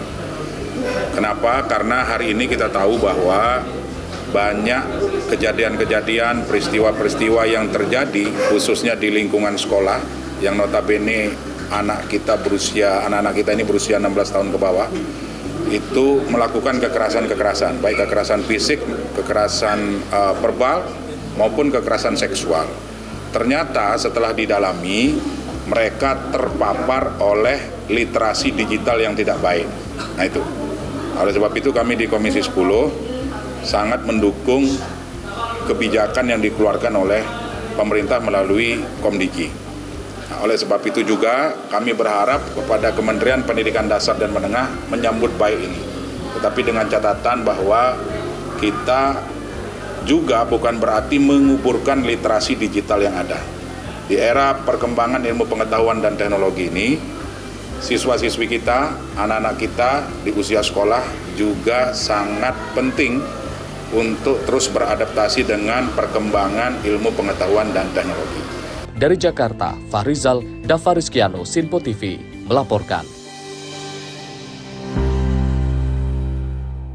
Pemirsa, untuk mengurai kemacetan di wilayah Jakarta, Gubernur DKI Jakarta Pramono Anung meresmikan rute baru bus Transjakarta tujuan Blok M Bandara Soekarno-Hatta di Terminal Bus Blok M, Kebayoran Baru, Jakarta Selatan. 14 armada bus disiapkan untuk rute baru tersebut dengan tarif sebesar Rp3.500.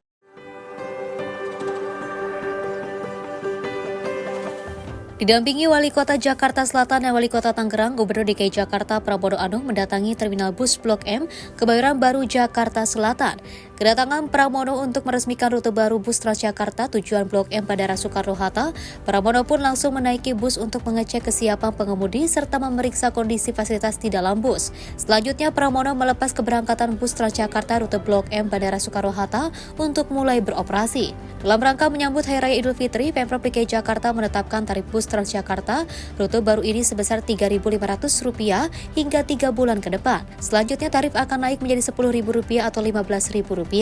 Tarif ini jauh lebih rendah dari tarif transportasi lainnya yang menuju Bandara Soekarno-Hatta. Rute SA2 Blok M ini, pemerintah DKI Jakarta sudah memutuskan selama 3 bulan, terutama dalam rangka menyambut Idul Fitri, kami akan menetapkan tarifnya tetap Rp3.500 selama 3 bulan ini.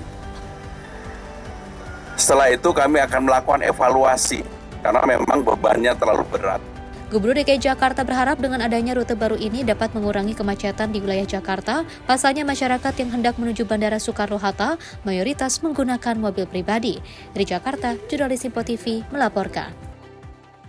6 ruang kelas darurat atau RKD dibangun di SMA Negeri 2 Mirede PD Jaya Aceh setelah banjir besar merusak sekolah. Pemirsa, kehadiran RKD membuat siswa kembali bisa belajar layak sambil menunggu pembangunan gedung permanen.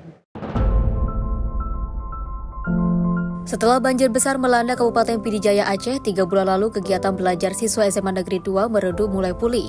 6 ruang kelas darurat dibangun pemerintah untuk menggantikan tenda darurat sehingga siswa dapat kembali belajar dengan layak sambil menunggu rekonstruksi gedung permanen. Kepala Sekolah Muhammadiyah menyampaikan rasa terima kasih atas perhatian pemerintah, sementara para siswa seperti Isrokia dan Zaidatul Una merasakan kebahagiaan dapat kembali duduk di ruang kelas setelah sebelumnya belajar di tenda darurat akibat kerusakan para sekolah. RKD juga dilengkapi bantuan buku dan bantuan pendidikan tahun 2026 senilai Rp25 juta. Sebagai bagian dari pemulihan pendidikan pasca bencana, Kemendikdasmen membangun total 21 RKD di 5 sekolah PD Jaya dan menandatangani perjanjian kerjasama dengan 1.642 sekolah senilai lebih dari Rp1.741 triliun untuk pembangunan dan perbaikan sarana pendidikan di berbagai daerah. Langkah ini menunjukkan komitmen pemerintah agar bencana tidak menghentikan proses belajar anak-anak di Indonesia. Tim redaksi Sinpo TV melaporkan. Pemirsa, melalui program TMMD ke-127 Kodim 0713 Brebes melakukan perbaikan jalan rusak di Desa Cikuya, Kecamatan Banjarharjo. Perbaikan ini diharapkan dapat memperlancar mobilitas warga serta mendukung aktivitas ekonomi masyarakat.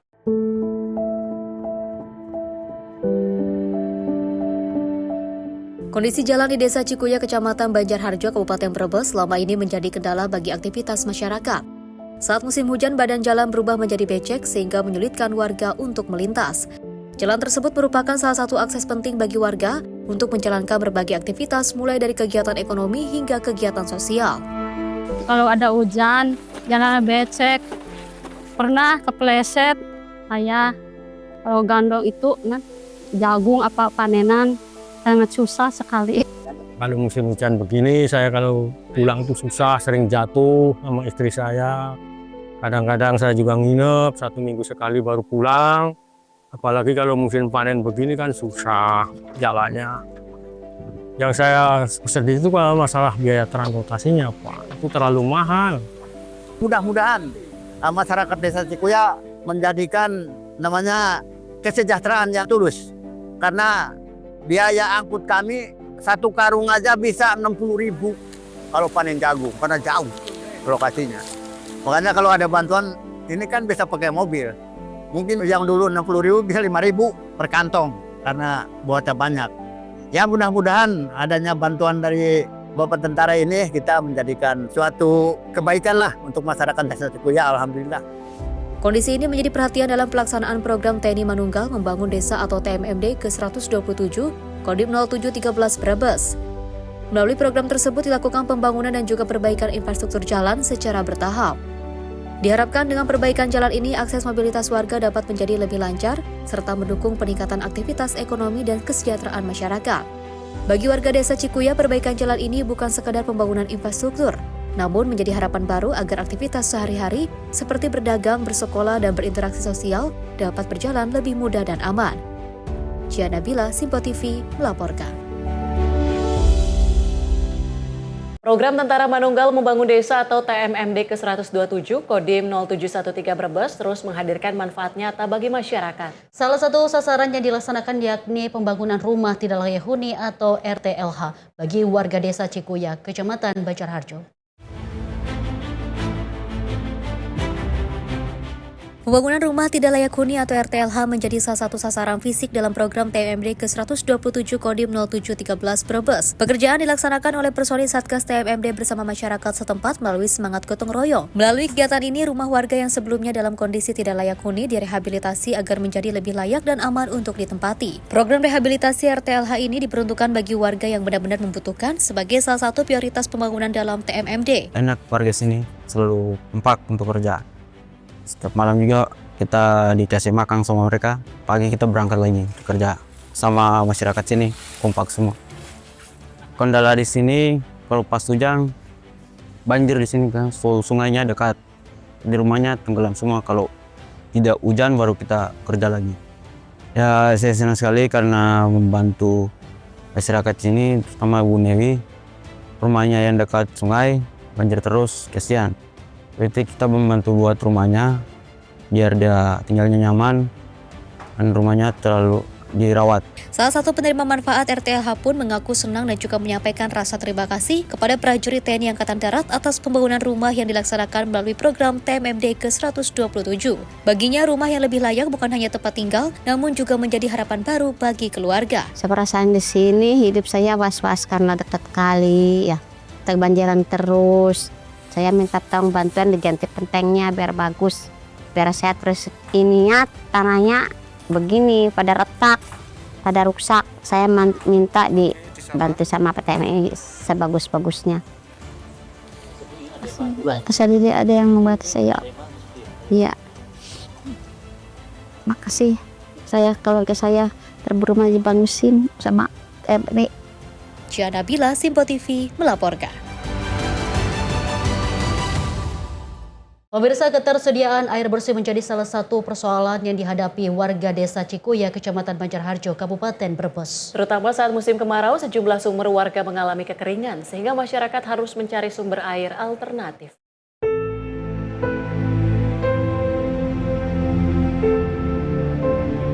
Keterbatasan air bersih membuat sejumlah warga Desa Cikuya harus mengantre sejak dini hari untuk mendapatkan air guna memenuhi kebutuhan sehari-hari. Kondisi tersebut terutama terjadi saat musim kemarau ketika sumur-sumur milik warga mengalami kekeringan. Kondisi ini juga turut menjadi perhatian dalam pelaksanaan program Tentara Manunggal Membangun Desa atau TMMD ke-127 Kodim 0713 Brebes. Melalui program tersebut, personil TNI bersama masyarakat melakukan pembangunan sumber air pagodokan. Pekerjaan dilaksanakan secara bertahap dengan harapan dapat membantu meningkatkan ketersediaan air bersih bagi warga. Kalau musim kemarau kita sangat kekurangan air. Sumur-sumur di sini pada kering, yang ada tinggal yang ini aja satu. Itu juga ngambilnya harus bergantian. Kita harus bangun paling pagi, dari jam 1 pagi sudah banyak yang ngantri. Kalau sampai pagi airnya pada nggak kebagian. Kalau musim kemarau suka nggak ada air di sumur-sumur, suka susah cari airnya. Jadi yang ada air itu cuma di sini. Di sini juga harus bergantian ambil airnya. Harus dari malam-malam. Kalau udah siang ya nggak kebagian air. Susah. Warga di Cikuya itu masalah air kalau musim kemarau itu agak kurang. Kadang-kadang ada yang kering walaupun dalamnya udah 9 meter itu kadang-kadang ada yang kering. Enggak merata begitu 9 meter dapat air enggak. Masih ada yang kurang lah. Sekitar 10 meter lebih barangkali. Apalagi masalah air buat di sawah nggak ada sama sekali kalau musim kemarau. Sumber air di sini yang namanya Pangodokan itu, kalau musim hujan sih banyak airnya, tapi kalau musim kemarau tetap kurang itu. Kalau buat warga itu bagus sekali itu ada tampungan air di sini, kan bisa membantu ini. Pembangunan sumber air ini diharapkan menjadi solusi bagi masyarakat, terutama saat musim kemarau tiba. Selain memenuhi kebutuhan air rumah tangga, keberadaan sumber air tersebut juga diharapkan dapat mendukung aktivitas warga serta meningkatkan kualitas kehidupan masyarakat di Desa Cikuya. Jihan Nabila, Sinpo TV, melaporkan. Pelaksanaan program Tentara Manunggal Membangun Desa atau TMMD reguler ke-127 Kodim 0713 Brebes terus berjalan dengan lancar. Berbagai sasaran pembangunan dilaksanakan di Desa Cikuya, Kecamatan Banjarharjo, Kabupaten Brebes.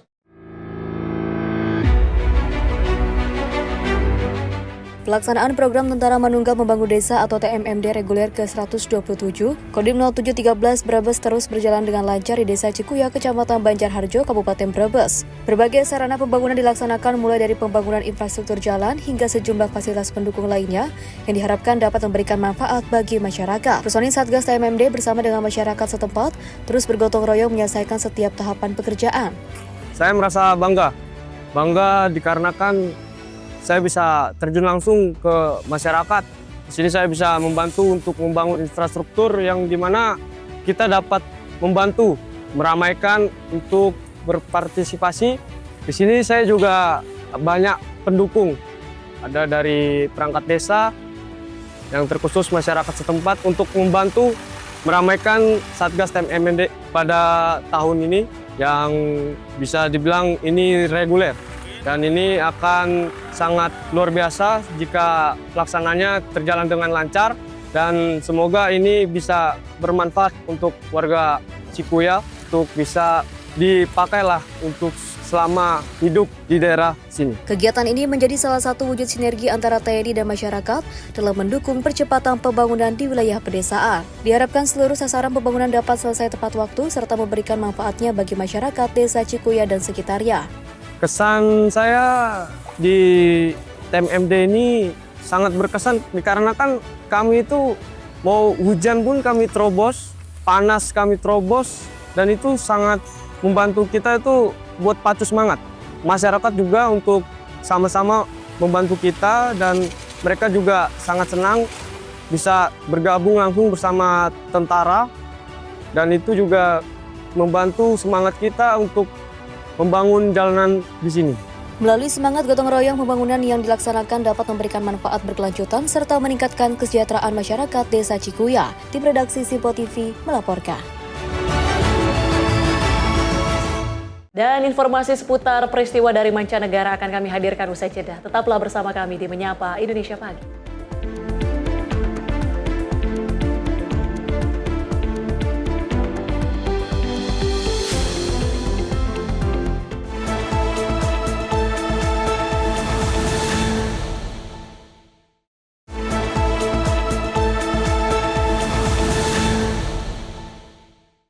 Terima kasih pemirsa, Anda kembali menyaksikan Menyapa Indonesia Pagi. Pemirsa, perang yang melibatkan Iran di Timur Tengah memicu gejolak besar di pasar energi global dengan harga minyak dunia yang melonjak tajam dalam beberapa hari terakhir. Gangguan produksi dan distribusi minyak di kawasan Teluk memicu kekhawatiran terhadap pasokan energi dunia.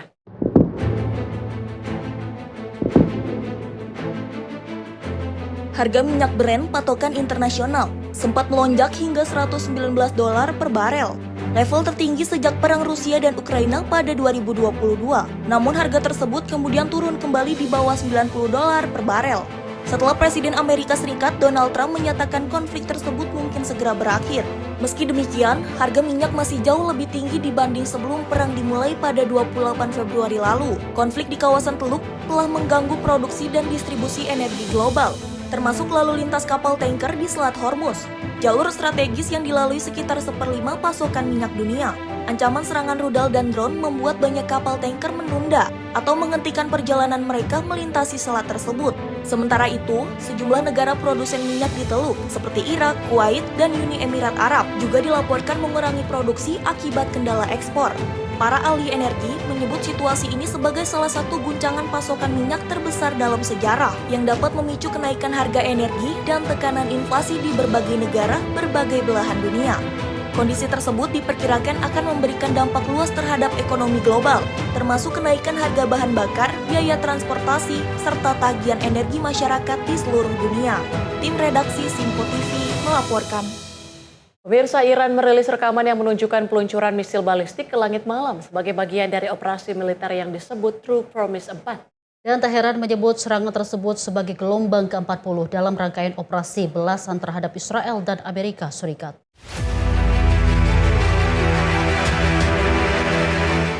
Rekaman yang dirilis oleh Korps Garda Revolusi Islam Iran menunjukkan sejumlah misil balistik diluncurkan ke langit malam dari lokasi yang tidak diungkapkan. Peluncuran tersebut disebut sebagai bagian dari gelombang ke-40 operasi True Promise 4. Iran menyatakan serangan terbaru melibatkan misil balistik berdaya hancur besar. Konflik kawasan memanas setelah Israel dan Amerika Serikat melancarkan operasi militer bersama terhadap Iran pada 28 Februari. Teheran merespon dengan serangan misil dan drone yang menargetkan Israel serta pangkalan militer Amerika Serikat di kawasan Teluk dengan ledakan dilaporkan terjadi di sejumlah negara. Media Iran sebelumnya mengkonfirmasi tewasnya pemimpin tertinggi Ali Khamenei pada hari pertama serangan. Kini putranya, Mojtaba Khamenei, dipilih sebagai pengganti pemimpin tertinggi Iran. Sementara itu Presiden Amerika Serikat Donald Trump menyatakan pemimpin tertinggi Iran yang baru tidak akan bertahan lama jika dipilih tanpa persetujuan Amerika Serikat. Tim redaksi Simpo TV melaporkan. Pemirsa, Bangladesh menghadapi krisis energi menyusul melonjaknya harga minyak dan gas akibat perang yang melibatkan Iran di Timur Tengah. Untuk menghemat energi, pemerintah Bangladesh memutuskan menutup universitas dan memberlakukan pembatasan penggunaan bahan bakar.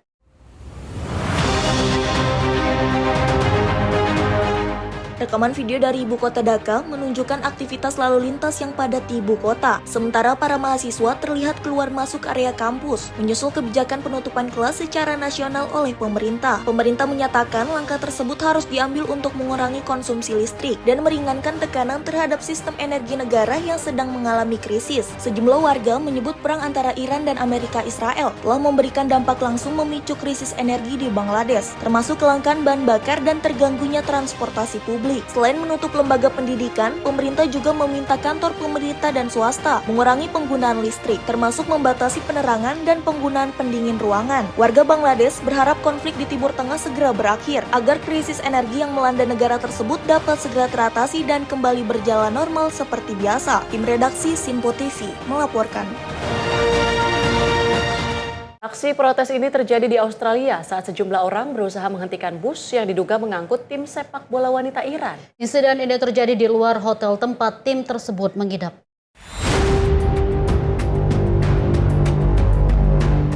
Rekaman video menunjukkan sejumlah demonstran berlutut dan berbaring di depan sebuah bus putih berkaca gelap yang diduga mengangkut para anggota tim sepak bola wanita Iran yang tengah berkompetisi di negara tersebut. Aksi tersebut dilakukan untuk mencoba mencegah bus meninggalkan hotel tempat para pemain menginap. Meski sempat terhambat beberapa menit, bus tersebut akhirnya tetap meninggalkan lokasi. Sementara itu, pemerintah Australia menyatakan telah memberikan suaka kepada 5 pemain tim sepak bola wanita Iran yang berada di negara tersebut saat konflik di Timur Tengah meletus. Belum diketahui secara pasti kapan sisa anggota tim sepak bola wanita Iran akan meninggalkan Australia, meskipun pemerintah Australia menyatakan pintu suaka kemanusiaan masih terbuka bagi para pemain yang ingin tetap tinggal di negara tersebut. Sebelumnya 5 pemain telah diberikan visa kemanusiaan dan ditempatkan di lokasi aman di bawah perlindungan pihak berwenang. Insiden protes yang menghadang bus tim Iran di luar hotel ini juga menunjukkan bagaimana dampak konflik yang melibatkan Iran meluas ke berbagai belahan dunia, memicu kekhawatiran terhadap keselamatan para atlet serta menarik perhatian komunitas internasional, termasuk aktivis dan diaspora Iran yang menyerukan perlindungan bagi para pemain. Tim redaksi Sinpo TV melaporkan.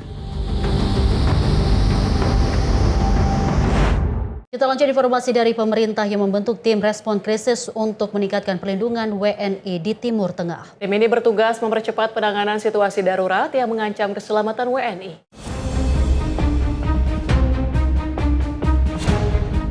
Kementerian Luar Negeri membentuk tim respons krisis untuk meningkatkan perlindungan bagi warga negara Indonesia yang berada di kawasan Timur Tengah. Langkah ini diambil menyusul meningkatnya tensi geopolitik di wilayah tersebut. Pelaksana tugas Direktur Perlindungan WNI Kemlu, Henny Hamida, mengatakan tim tersebut bertugas memantau perkembangan situasi konflik secara intensif agar pemerintah dapat bergerak cepat jika kondisi keamanan memburuk. Perwakilan RI di negara terdampak juga terus berkoordinasi dengan komunitas WNI dan rutin melaporkan perkembangan situasi ke kantor pusat di Jakarta. Membentuk crisis response team dan meningkatkan komunikasi intensif setiap harinya antara Kemlu Pusat dengan perwakilan terdampak di kawasan untuk mendapatkan update kondisi real situasi keamanan di lapangan dan kondisi serta keberadaan para WNI. Kita tidak henti-henti menyampaikan himbauan kewaspadaan kepada para WNI di wilayah akreditasi di masing-masing perwakilan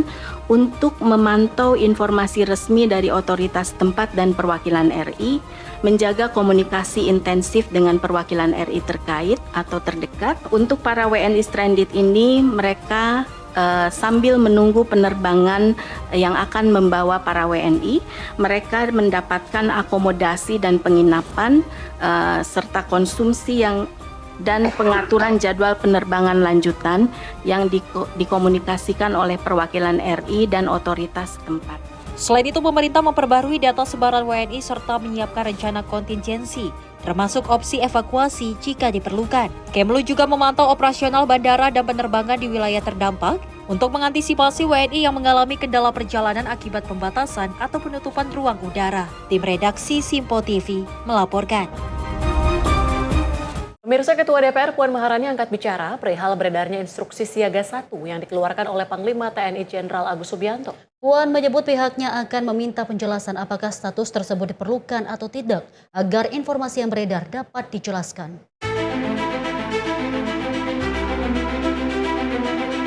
Surat perintah siaga 1 oleh Panglima TNI Jenderal Agus Subianto yang sempat beredar di media sosial kini menjadi sorotan publik. Surat edaran yang beredar tersebut dipicu oleh konflik yang kini memanas antara Iran dan Amerika Serikat Israel. Menyoroti hal ini, Ketua DPR Puan Maharani meminta komisi terkait untuk menanyakan langsung perihal kebenaran dari surat siaga 1 yang telah beredar. Puan mempertanyakan apakah status siaga 1 itu diperlukan atau tidak di kondisi saat ini. Ya, terkait dengan siaga 1, kami akan meminta komisi terkait untuk menanyakan kepada TNI terkait hal tersebut, dan sebaiknya memang aparat hukum atau TNI itu selalu siap siaga. Namun kalau kemudian sampai ada keluar surat seperti itu dalam situasi seperti ini, mungkin apakah itu diperlukan atau tidak, lebih baik TNI memberikan penjelasan yang konkret atau jelas nanti akan ditanyakan melalui komisi terkait. Dari Jakarta, Farizal dan Farizkiado, Simpo TV melaporkan. Pengendara memadati SPBU di Metro Manila, Filipina menyusul kekhawatiran kenaikan harga bahan bakar di tengah memanasnya konflik di Timur Tengah. Antrean panjang kendaraan terlihat di sejumlah SPBU saat warga berlomba mengisi tangki sebelum potensi kenaikan harga terjadi.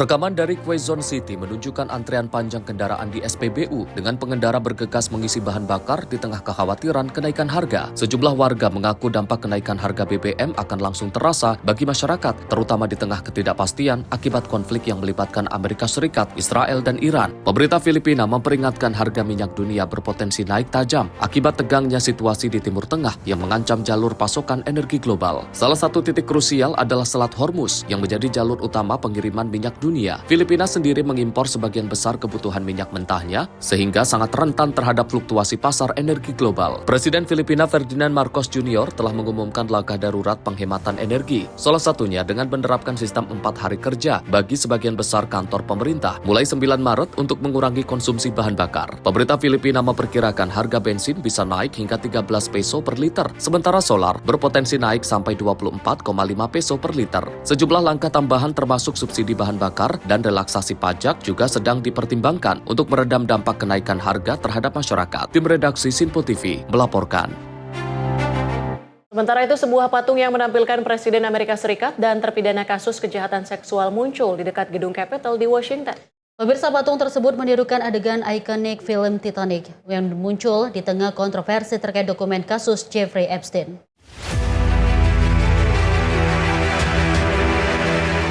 Inilah rekaman yang menunjukkan sebuah patung berwarna emas berdiri di luar United States Capitol di Washington DC. Patung setinggi sekitar 12 kaki itu menampilkan Donald Trump dan Jeffrey Epstein dalam pose ikonik film Titanic. Dalam patung tersebut, Trump digambarkan sebagai Jack, sementara Epstein digambarkan sebagai Rose. Sebuah plakat di dasar patung bertuliskan judul The King of the World, serta narasi yang menyinggung hubungan persahabatan antara Trump dan Epstein. Instalasi ini dibuat oleh kelompok anonim bernama The Secret Handshake, yang sebelumnya juga membuat sejumlah instalasi kritis terhadap Trump dan Epstein di sekitar Capitol. Patung tersebut dijadwalkan akan dipajang hingga 13 Maret 2026.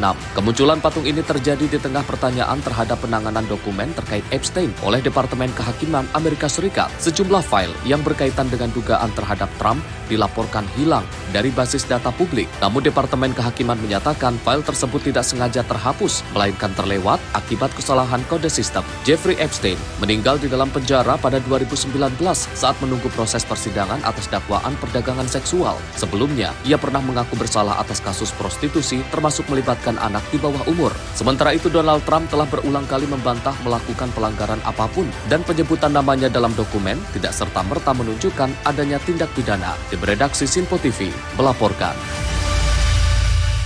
Pemirsa, jangan beranjak kemana-mana karena usai jeda berikut ini kami akan hadir kembali dengan sejumlah informasi dan peristiwa lainnya. Tetaplah bersama kami.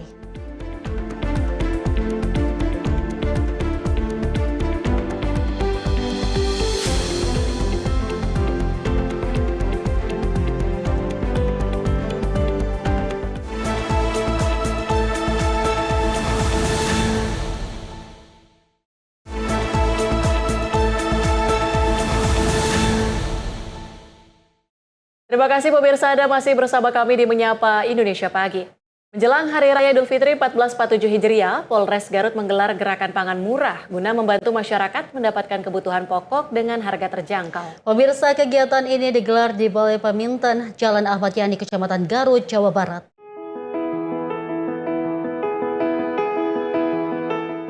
Antrian warga nampak memadati lokasi gerakan pangan murah yang digelar Polres Garut, Jawa Barat. Kegiatan ini digelar sebagai upaya membantu meringankan beban masyarakat, sekaligus menjaga stabilitas harga dan ketersediaan bahan pokok menjelang Hari Raya. Dalam kegiatan ini, berbagai komoditas pangan dijual dengan harga yang lebih murah dibandingkan harga pasar. Bahkan sebagian di bawah harga eceran tertinggi atau HET serta harga acuan pemerintah. Sejumlah bahan pokok yang disediakan antara lain cabai, bawang merah, bawang putih, wortel, tomat, dan timun yang dijual seharga Rp5.000 per paket. Selain itu, tersedia juga telur ayam, beras premium, beras SPHP, minyak kita, daging ayam, tepung terigu, serta gula pasir yang dijual dengan harga relatif murah per kilogram. Mayoritas warga yang mengantri lebih banyak membeli kebutuhan pokok, beras, minyak goreng, dan tepung terigu.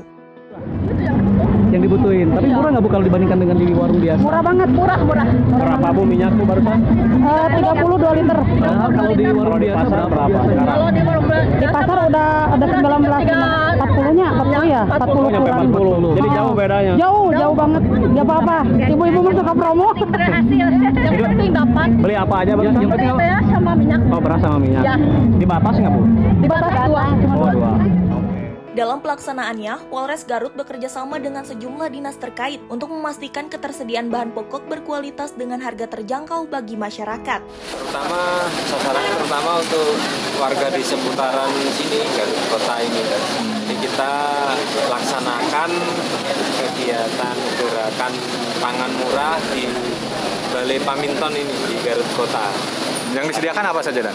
Ada beras, cabai, minyak, tepung terigu, gula, bawang merah. Iya, semua itu. Untuk harganya dan informasinya di bawah harga pasar? Iya, di bawah HET sama HAP. Itu tujuannya apa?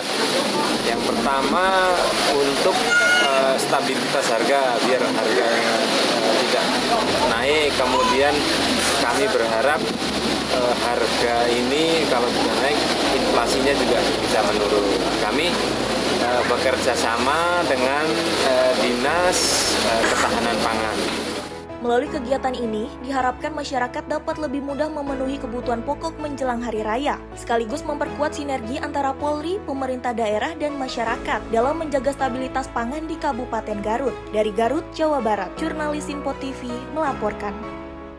Kita lanjut informasi dari Menteri Perhubungan RI Dudi Purwogandi yang memimpin rakor lintas sektor untuk memastikan kelancaran mobilitas mudik tahun 2026. Bersama berbagai pemangku kepentingan, evaluasi dan mitigasi terus dilakukan untuk pastikan kesiapan sarana dan prasarana transportasi di lapangan. Menteri Perhubungan RI Dudi Purwogandi memimpin rakor lintas sektor pada 10 Maret 2026. Rakor diselenggarakan untuk memastikan kelancaran mobilitas mudik tahun 2026. Dalam kesempatan itu, Menhub menegaskan bahwa keselamatan adalah prioritas utama yang diselaraskan dengan komitmen bersama untuk meningkatkan layanan, mulai dari ketepatan waktu, kenyamanan, hingga kejelasan informasi bagi seluruh penumpang. Selalu menjadi prioritas utama, standar keselamatan tidak boleh turun sedikit pun, harus semakin diperkuat. Tidak ada tawar-menawar. Itu saya harapkan seluruh stakeholders untuk mampu diberikan konsultasi yang ada pada ini dapat menyampaikan paling tidak 3 hal utama. Pertama mengenai kesiapan sarana dan prasarananya, kemudian 2 mengenai digitalisasi informal yang mungkin sudah terlihat pada saat ini dan mungkin akan berpotensi muncul pada saat pelaksanaan angkutan lebaran. Dan juga meminta agar koordinasi lintas moda dan lintas individu. Bersama berbagai pemangku kepentingan, evaluasi dan mitigasi terus dilakukan untuk pastikan kesiapan sarana dan prasarana transportasi di lapangan. Tim redaksi Sinpo TV melaporkan. Pihak pengelola Terminal Bus Kalideres Jakarta Barat menggelar rem cek atau uji kelayakan bus armada Lebaran. Pemirsa, petugas menemukan sejumlah bus yang belum dilengkapi perlengkapan keselamatan.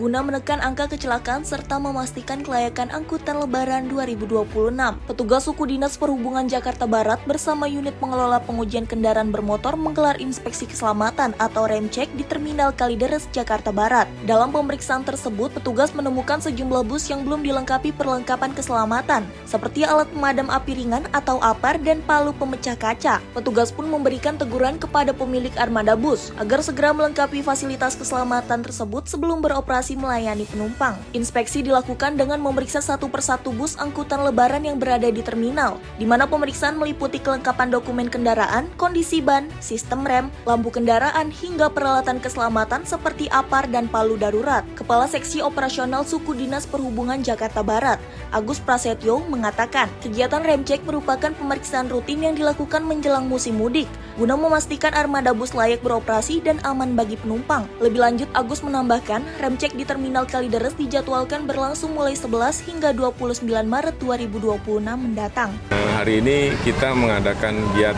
ram cek yang dilakukan dari tugas pengujian daun angke, kemudian difasilitasi oleh cutter. Jadi kita rutin setiap menjelang Lebaran kita lakukan ramcek yang tujuannya adalah untuk memastikan keselamatan bagi penumpang di mana menaiki bis yang akan berangkat ke suatu tujuan. Melakukan ini dengan tujuan untuk keselamatan. Petugas juga menegaskan akan memberikan sanksi tegas kepada operator bus yang tidak memenuhi standar keselamatan. Operator diminta segera melakukan perbaikan dan melengkapi kekurangan sebelum bus diizinkan kembali beroperasi. Pemeriksaan ini diharapkan dapat meningkatkan keselamatan perjalanan masyarakat selama arus mudik Lebaran 2026. Dari Jakarta, jurnalis Info TV melaporkan. Sementara itu, pemirsa, menjelang arus mudik Lebaran 2026, pengelola Terminal Guntur Garut, Jawa Barat mulai menyiapkan armada bus guna mengantisipasi peningkatan penumpang. Di antaranya, petugas menyiapkan kendaraan cadangan agar tidak ada penumpang yang terlantar. Menjelang musim mudik Lebaran, pihak Terminal Guntur Garut mulai melakukan berbagai persiapan, terutama terkait ketersediaan armada bus.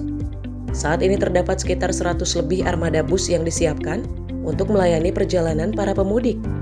Selain itu, petugas juga menyiapkan sekitar 25 unit kendaraan cadangan untuk mengantisipasi terjadinya lonjakan penumpang. Hingga saat ini, pihak terminal mengaku belum ada penambahan armada bus untuk angkutan mudik, namun kendaraan cadangan telah dipersiapkan agar seluruh kebutuhan transportasi masyarakat tetap terpenuhi. Dan diperkirakan jumlah penumpang pada mudik tahun ini akan mengalami peningkatan sekitar 10 hingga 15% dibandingkan tahun sebelumnya. Peningkatan ini dipengaruhi adanya libur sekolah yang berbarengan dengan cuti bersama. Diperkirakan dari karena Bakti 36 dan di 16 dari Prima Jasa 101 dengan cadangan jumlah keseluruhan ada 25 cadangan. Kalau keseluruhan Lebaran sekarang. Kalau prediksi sendiri Pak, prediksi sendiri akan meningkat dibanding tahun kemarin atau? Prediksi sementara akan meningkat karena kebetulan sekarang ada libur yang satu berbarengan dengan anak sekolah, kedua ada cuti bersama dan Imlek atau apa kalau nggak salah itu. Jadi diperkirakan ada kenaikan 10-15%. Secara kesiapan apa saja Pak yang disiapkan di terminal ini Pak? Sarana prasarana untuk troli, toilet, musola dan yang lainnya, ruang tunggu penumpang keberangkatan kedatangan tentunya kita siapkan dengan maksimal untuk menyambut angkutan. Prediksi Pak kedatangan penumpang harus mudik sekitar prediksi tanggal berapa gitu? Prediksi tanggal 18-19. Jadi Hamin berapa? Hamin 3. Oh dari Hamin 3. Hamin 3 sekarang sudah libur. Berarti Pak armada ada penambahan ya Pak ya untuk apa? Untuk sementara armada belum ada penambahan, tapi untuk cadangan sudah kita siapkan kalau ke teter. Yang penting tidak ada penumpang yang terlantar. Sementara puncak arus mudik diperkirakan akan terjadi pada H-3 Lebaran atau sekitar tanggal 18 hingga 19 Maret mendatang. Dari Garut, Jawa Barat, jurnalis Info TV melaporkan.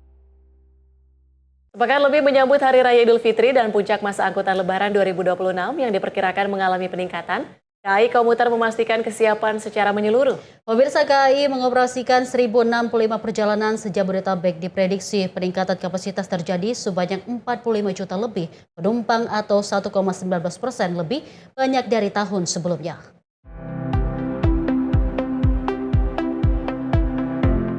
Guna mengantisipasi lonjakan penumpang di masa angkutan Lebaran 2026 yang diprediksi mengalami peningkatan dari tahun sebelumnya, VP Corporate Secretary KAI Komuter, Karina Amanda, KAI Komuter memastikan kesiapan secara menyeluruh mulai dari sarana dan prasarana, yakni mengoperasikan sebanyak 1.065 perjalanan se-Jabodetabek dan lintas Merak 14 per hari dan 70 perjalanan KA Bandara Soekarno-Hatta lantaran diprediksi adanya peningkatan kapasitas sebanyak 45 juta lebih penumpang atau 1,19% lebih banyak dari tahun sebelumnya. Peningkatan tersebut mulai dari perjalanan ke Merak 1,3% penumpang, Bandara Soekarno-Hatta 3,1%. Khususnya untuk komuter lain di wilayah Jabodetabek, komuter lain Merak, dan komuter lain Bandara Soekarno-Hatta. Jadi di periode angkutan Lebaran ini, khususnya pada masa posko angkutan Lebaran, kami akan laksanakan selama 18 hari. Itu akan dimulai di tanggal 13 Maret 2026 sampai dengan tanggal 31 Maret 2026. Secara kapasitas, kami akan mengoperasikan untuk komuter lain Jabodetabek sebanyak 1065 perjalanan KA per hari.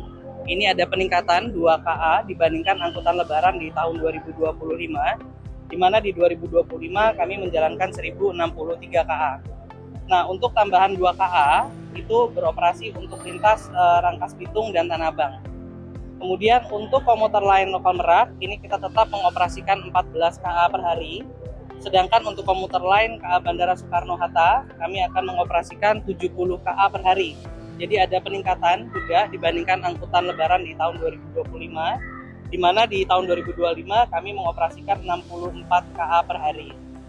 Nah, secara volume penumpang, ini kami proyeksikan memang akan ada peningkatan di angkutan lebaran tahun 2026, di mana untuk komuter lain Jabodetabek ini kami proyeksikan kami akan mengangkut sedikitnya 45 juta penumpang dalam periode angkutan lebaran.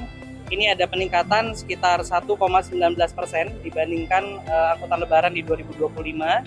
Sedangkan untuk komuter lain lokal Merak, ini juga kami proyeksikan ada peningkatan sekitar 1,3. Selain itu juga, untuk keselamatan, kenyamanan, dan keamanan penumpang, KCI akan menambahkan petugas atau personel dari petugas keamanan, masinis, dan petugas loket. Di Jabodetabek lebih dari 5.000 personil, Stasiun Merak lebih dari 200 personil, dan KA Bandara Soekarno-Hatta 100 personil. Dari Jakarta, Dio Malau, Sinpo TV, melaporkan. Pemirsa, bulan suci Ramadan menjadi berkah tersendiri bagi para pedagang menu untuk berbuka puasa nanti. Salah satunya pedagang bubur lemu di Kabupaten Kuningan, Jawa Barat. Penjualannya meningkat drastis hingga 2 kali lipat.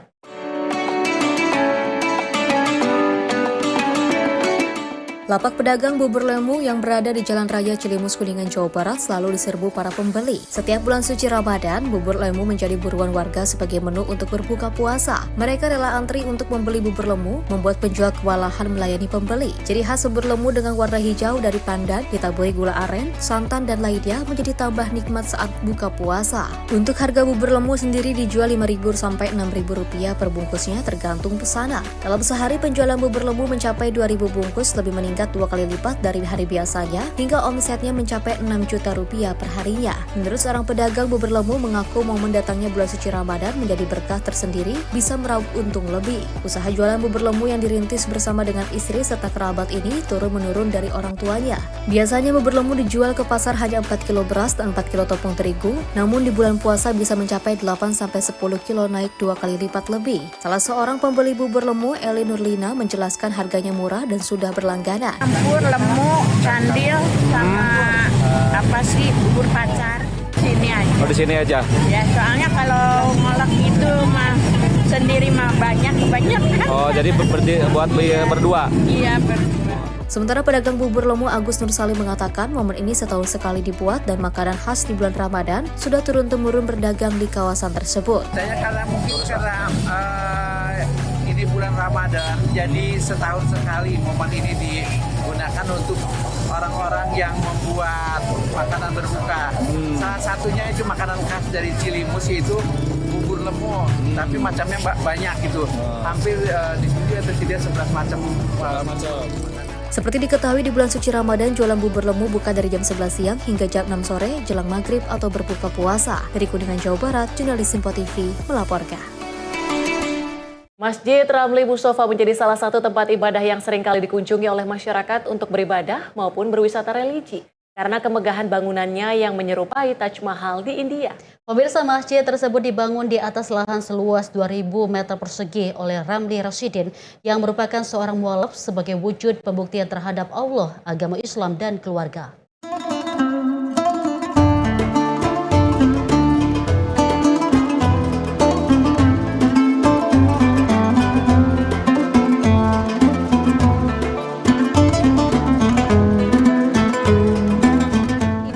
Jauh-jauh ke India untuk melihat keindahan Taj Mahal. Di Jakarta juga ada salah satu masjid besar dan mewah yang menyerupai Taj Mahal, tepatnya di Sunter, Jakarta Utara, atau di Sunter Tanjung Priok, Jakarta Utara. Dan memang pemirsa, Masjid ini berdiri di luas tanah sekitar 2.000 meter persegi. Dan keunikan lainnya memang masjid ini mengusung 3 tema budaya, yakni Cina, Indonesia, dan juga Arab Saudi atau Timur Tengah. Nah, untuk melihat lebih lengkapnya seperti apa, saat ini saya sudah bersama dengan salah satu imam masjid dari Romli Musofa, yakni ada Ustadz Ali Muhammad Ilyas. Selamat sore Ustadz, boleh dijelaskan tentang latar belakang masjid dari Romli Musofa ini seperti apa? Mungkin ini adalah Masjid Romli Musofa ini yang membangunnya itu adalah Bapak Haji Ramli Rasyidin. Nah, Bapak Haji Ramli Rasyidin ini adalah keturunan Tionghoa, yaitu seorang mu'alaf. Nah, beliau ada sebuah keinginan. Nah, beliau ada sebuah keinginan saking cintanya terhadap agama Islam, beliau ingin membangun sebuah masjid. Nah, alhamdulillah terciptalah beliau keinginannya di 2011. Nah, alhamdulillah pembangunannya ini dari 2011 ini, alhamdulillah sampai 5 tahun pembangunannya, alhamdulillah diresmikannya di hari Minggu tanggal 15 di 2016. Alhamdulillah sampai sekarang masjid ini masih ramai dikunjungi sama semua jamaah, sama semua umat muslim. Kalau mungkin kita boleh masuk ke dalam sambil lihat-lihat ke dalam masjid kali ya. Nah, sambil dijelaskan mengenai desain dari masjid dari Romli Musofa ini sebenarnya mengusung tema apa saja, karena kan di depan tadi kita lihat sudah ada tulisan Cina, Arab, dan bahasa Indonesia gitu. Ya, jadi untuk lihat desainnya, teksturnya Masjid Romli Musofa ini kan menyerupai dengan Taj Mahal yang di India. Nah, kalau kita lihat Taj Mahal di India ini sebagai lambang cinta terhadap raja kepada istrinya. Nah, kalau masjid ini sebagai lambang cinta Pak Haji Ramli Rasyidin terhadap Allah Subhanahu wa taala yang pertama, yang kedua terhadap agama, yang ketiga terhadap keluarga. Bahkan dinamailah masjid ini adalah Romli Musofa. Nah, nama Romli Musofa ini itu gabungan dari nama-nama keluarga. Yaitu yang pertama dari Ramli itu Bapak Haji Ramli sama istrinya Ali. Kalau Musofa itu 3 putranya, Muhammad sama Pak Sofyan sama Pak Babian. Ya. Yang unik lainnya dari Masjid Musofa ini, apakah desainnya mungkin dari dalam masjidnya ini ada kaligrafi atau apa gitu, misalnya seperti Asmaul Husna? Ya, benar. Jadi memang kita bisa lihat ada banyak kaligrafi di tangga, terus di atas mimbar, terus ada di jendela-jendela kubah itu ada Asmaul Husna. Nah, ini semuanya desain ini digabungkan dari 3 budaya. Nah, tadi sudah bilang sama Mbaknya dari budaya Arab, budaya Cina, sama budaya Melayu, yaitu budaya Indonesia. Nah, untuk kegiatan selama bulan Ramadan sendiri di Masjid Romli Musofa ini, kegiatan di selama bulan Ramadan ini apa aja?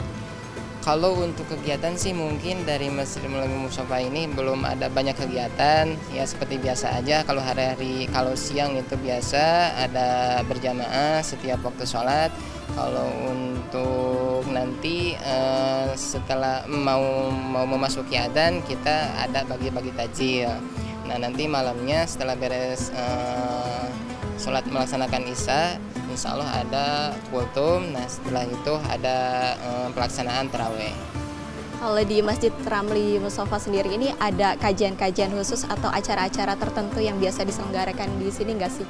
Paling untuk acara sih belum ada. Kalau untuk kajian itu belum ada. Mungkin kalau untuk sehari-harinya selain di bulan Ramadan kita biasanya mengadakan menerima untuk ada acara akad. Nah, kalau itu kita mengacarakan ada akad itu, tapi untuk di selian bulan Ramadan. Kalau untuk bulan Ramadan kita tutup dulu. Masjid ini bisa menampung berapa jamaah nih, dan dibuka untuk umum atau harus ada izin dulu untuk masuknya? Ini bisa masuk sampai 3.000 jamaah, dan juga untuk jamaah yang mau masuk ke masjid ini kita semuanya menerima. Kita semuanya bebas, mau dari kalangan muslim, mau dari kalangan non muslim, kita semuanya terbuka. Ya, terbuka untuk umum semuanya. Ya baik pemirsa, itu tadi memang selama di bulan Ramadan ini kegiatan di Masjid Ramli Mustofa sendiri ini terdapat ada beberapa kegiatan seperti bagi-bagi takjil dan juga taraweh bersama. Dan untuk para masyarakat yang akan mengunjungi Masjid Ramli Mustofa atau sekaligus melakukan wisata religi ini tidak perlu ragu karena masuknya gratis atau terbuka untuk umum, terbuka untuk siapa saja yang ingin mengunjungi Masjid Ramli Mustofa. Dan juga perlu diketahui memang masjid ini bertema seperti Taj Mahal, namun ada mengusung 3 tema lainnya seperti Cina, negara Cina, negara Indonesia, dan juga negara Arab atau Timur Tengah. Demikian informasi kali ini dari Jakarta. Sri Dewi Andayani, Azizul Hakim kembali ke studio.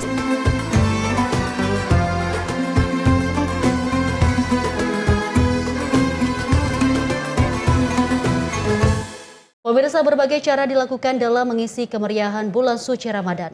Seperti sebuah hotel di Kota Malang membuat miniatur masjid terbesar di Brazil yang terbuat dari ratusan kilogram coklat. Bulan Ramadan disambut penuh sukacita, termasuk salah satu hotel di Kota Malang, Grand Mercure Miramar, yang memilih membuat sebuah miniatur masjid. Miniatur masjid ini terinspirasi dari Masjid Umar Ibnu Al-Khattab, salah satu masjid terbesar di Brazil. Masjid tersebut merupakan masjid yang dinamai menurut nama Umar Ibnu Al-Khattab, yakni sahabat Nabi Muhammad. Miniatur masjid 40 x 60 cm ini dibuat mirip, mulai warnanya yang putih, arsitektur mulai menara sampai kubah yang dibuat menyerupai. Bahkan sampai detail terkecil seperti lantai, pintu, serta jendela. Total pembuatan miniatur masjid ini membutuhkan 100 kg coklat putih. Karena tidak pernah melihat langsung, maka kesulitan utamanya adalah membuat desain denah agar bisa menyerupai. Serta saat mencetak coklat yang harus dibuat tebal agar tidak gampang rapuh dan rusak. Untuk bahannya saya menggunakan coklat kompon. Untuk totalnya 100 kiloan lebih.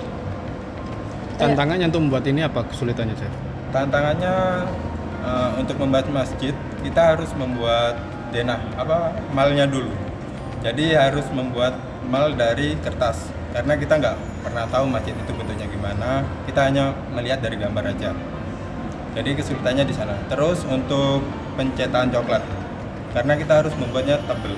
Kalau kita bikinnya tipis dia gampang rapuh dan gampang rusak. Miniatur masjid ini dipajang di restoran hotel dengan suhu ruangan yang dijaga di 10 derajat Celcius. Pembuatan miniatur masjid ini juga sekaligus sebagai edukasi bahwa banyak masjid indah yang ada di berbagai belahan dunia.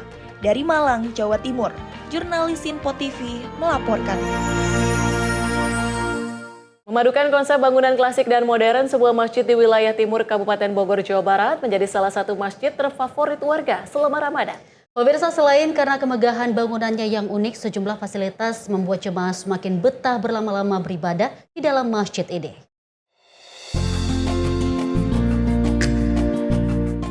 Dibangun mulai dari tahun 1998, masjid yang berdiri di lahan 1,8 hektar ini Masjid Darussalam yang berada di kawasan kota wisata Kecamatan Gunung Putri, Kabupaten Bogor, Jawa Barat. Menjadi salah satu yang sangat unik dan megah dengan mengusung konsep perpaduan bangunan klasik dan modern. Di bagian luar kita bisa melihat 2 kubah besar yang saling bersambungan. Satu berbentuk kubah biasa, satu lagi berbentuk tanduk menyerupai rumah adat Minang dan Makassar yang memiliki 17 rusuk melambangkan jumlah rakaat sholat wajib. Saat masuk ke dalam area masjid, jemaah akan menyaksikan kemegahan setiap ornamennya. Mulai dari mihrab dengan tulisan lafaz Allah yang sangat besar, hingga 2 langit-langit masjid yang saling terpisah dengan masing-masing karakternya yang berbeda, termasuk ornamen bernuansa Masjid Nabawi yang khas. Masjid ini adalah masjid yang punya konsep dan visi adalah bagaimana menjadi pusat peradaban Islam, menjadi tempat umat memecahkan permasalahannya di masjid ini, tidak hanya sebagai tempat beribadah, tapi bagaimana sifat kegiatan, keumatan, ekonomi, kesehatan, dan kemanusiaan bisa berjalan di sini. Ini memang konsep masjid modern, masjid yang dirancang, ditata dari berbagai masukan masjid-masjid lain, sehingga terciptalah masjid seperti ini. Kita bisa lihat, kalau kita masuk dari luar ke dalam, seperti masuk ke dalam mall. Suasananya dingin, nyaman, dan begitu indah di dalamnya. Sehingga setiap orang beribadah di sini akan menikmati nikmatnya beribadah di Masjid Darussalam. Ya, kami dari Ramadan sebelumnya itu punya konsep yang yang kami tata sedemikian rupa, sehingga kami sudah mulai sebulan sebelumnya dengan yang namanya Tarhib Ramadan, persiapan sebelum Ramadan. Itu diisi kegiatan-kegiatan sosial, kegiatan-kegiatan kemanusiaan, kegiatan-kegiatan keagamaan. Nah, masuk bulan Ramadan kita concern dengan program-program kerja, ada salat tarawihnya, ada buka bersamanya, ada qiyamul lailnya, dan banyak yang lain. Dan hari ini kita berbuka puasa di dalam masjid. Sehingga suasananya nyaman, indah, dan teratur. Lagi bahwa kapasitas masjid kita ini 8.000. Tapi untuk berbuka puasa kami menyiapkan lebih kurang dari 2.000 box nasi yang tidak hanya memikirkan makan orang saja, tapi bagaimana semua jamaah yang hadir di sini menikmati nikmatnya melakukan ibadah, terutama melakukan salat maghrib bersama-sama. Dan bisa disaksikan bahwa hampir 2.000 jamaah melakukan salat berjamaah di masjid yang kita cintai. Untuk menunjang kenyamanan jemaah dan kepengurusan masjid yang lebih modern, pengurus masjid juga menyediakan sejumlah fasilitas. Salah satunya klinik kesehatan lengkap, mulai dari dokter yang berjaga setiap hari, serta ruangan periksa dan juga ruang rawat inap. Selama Ramadan memang suka buka di sini atau seperti apa Pak? Setiap Ramadan saya di sini terus dari maghrib, subuh, memang saya di sini terus. Oke. Pendapat Bapak sendiri untuk masjidnya ini, Masjid Darussalam ini seperti apa? Memang Masjid Darussalam ini emang paling enak bagi saya sih. Semua terjamin, apanya semua, ada semua. Jadi kita ibadah di sini nyaman, bersih, mulai dari WC-nya sampai ada bersih semua. Jadi nyaman sekali.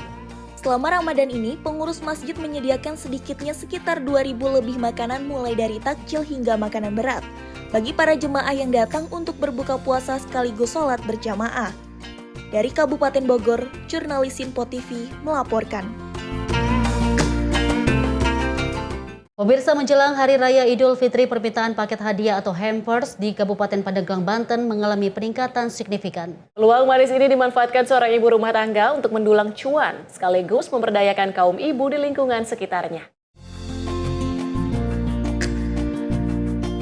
Kesibukan terlihat di kediaman Reni Agustiani, seorang ibu rumah tangga asal Kecamatan Majasari, Kabupaten Pandeglang, Banten. Menjelang Lebaran tahun ini, dirinya sukses menangkap peluang bisnis hampers yang kian diminati masyarakat. Berbagai kue kering hingga makanan ringan disulap menjadi bingkisan cantik dengan kemasan yang menarik. Selain tampilan yang estetik, harga yang ditawarkan pun cukup ramah di kantong, yakni berkisar 200 hingga 300 ribu rupiah, tergantung ukuran dan isi paket. Pesanan biasanya mulai membanjiri rumah produksi Reni sejak beberapa pekan sebelum Lebaran. Pembeli datang dari berbagai kalangan, mulai dari perorangan hingga perusahaan yang ingin memberikan bingkisan bagi karyawan maupun mitra kerja. Dari bisnis musiman ini, Reni mengaku mampu meraih omset hingga jutaan rupiah selama bulan Ramadan. Tidak berjuang sendiri, dalam menyelesaikan ratusan pesanan, Reni kini dibantu 9 orang karyawan, yang mayoritas adalah kaum ibu di sekitar tempat tinggalnya. Bisnis hampers ini alhamdulillah sangat banyak sekali. Memang ini orang itu sekarang lagi banyak mencari sih ya. Memang bulannya mencari hampers gitu kan. Untuk kue kering juga sangat banyak sekali di sini yang peminatnya gitu. Namun dalam sehari Bunda bisa bikin berapa hampers nih? Dalam satu hari bisa bikin 10 atau sampai 20 hampers karena kan tergantung dari produksi kuenya gitu. Ini kita hampers itu terbagi dua, ada yang isi 3, ada yang isi 4 gitu. Tapi itu dari 4 dan 3 itu beda-beda untuk varian kuenya gitu. Atau bisa request juga nanti kalau misalkan dalam satu hampers isi kuenya ada pengen kue A, B, C, D gitu, nanti kita bisa siapkan. Atau ada yang random juga bisa, gitu. Ada juga. Berarti artinya khusus untuk kue kering Bunda? Iya, karena kebetulan di Kaiser Cookies ini produksinya produksi kue kering semua. Dan ini tuh musiman. Jadi kita ramainya tuh di bulan puasa gitu tuh, pas mau pada saat menjelang Lebaran. Tapi kalau hari-hari biasa kita nggak produksi. Kreativitas dalam mengemas produk serta kejelian melihat pasar menjadi kunci sukses Reni dalam mengembangkan usahanya, sekaligus membantu perekonomian warga sekitar. Dari Pandeglang, Banten, Firman Arif, Sinpo TV melaporkan.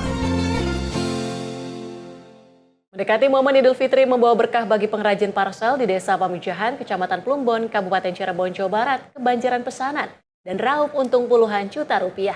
Sementara itu pemirsa, peningkatan permintaan parsel yang dirangkai berisi berbagai macam kue dan snack ini hingga 100%.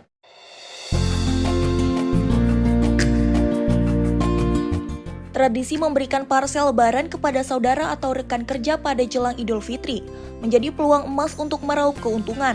Permintaan parsel lebaran yang meningkat di setiap tahunnya membuat bisnis ini semakin menjanjikan. Salah satu pengrajin parsel di Kabupaten Cirebon, Jawa Barat, turut merasakan dampak positif menjelang Hari Raya Idul Fitri. Pasalnya mendapatkan pesanan ratusan parsel dari berbagai wilayah luar kota Cirebon.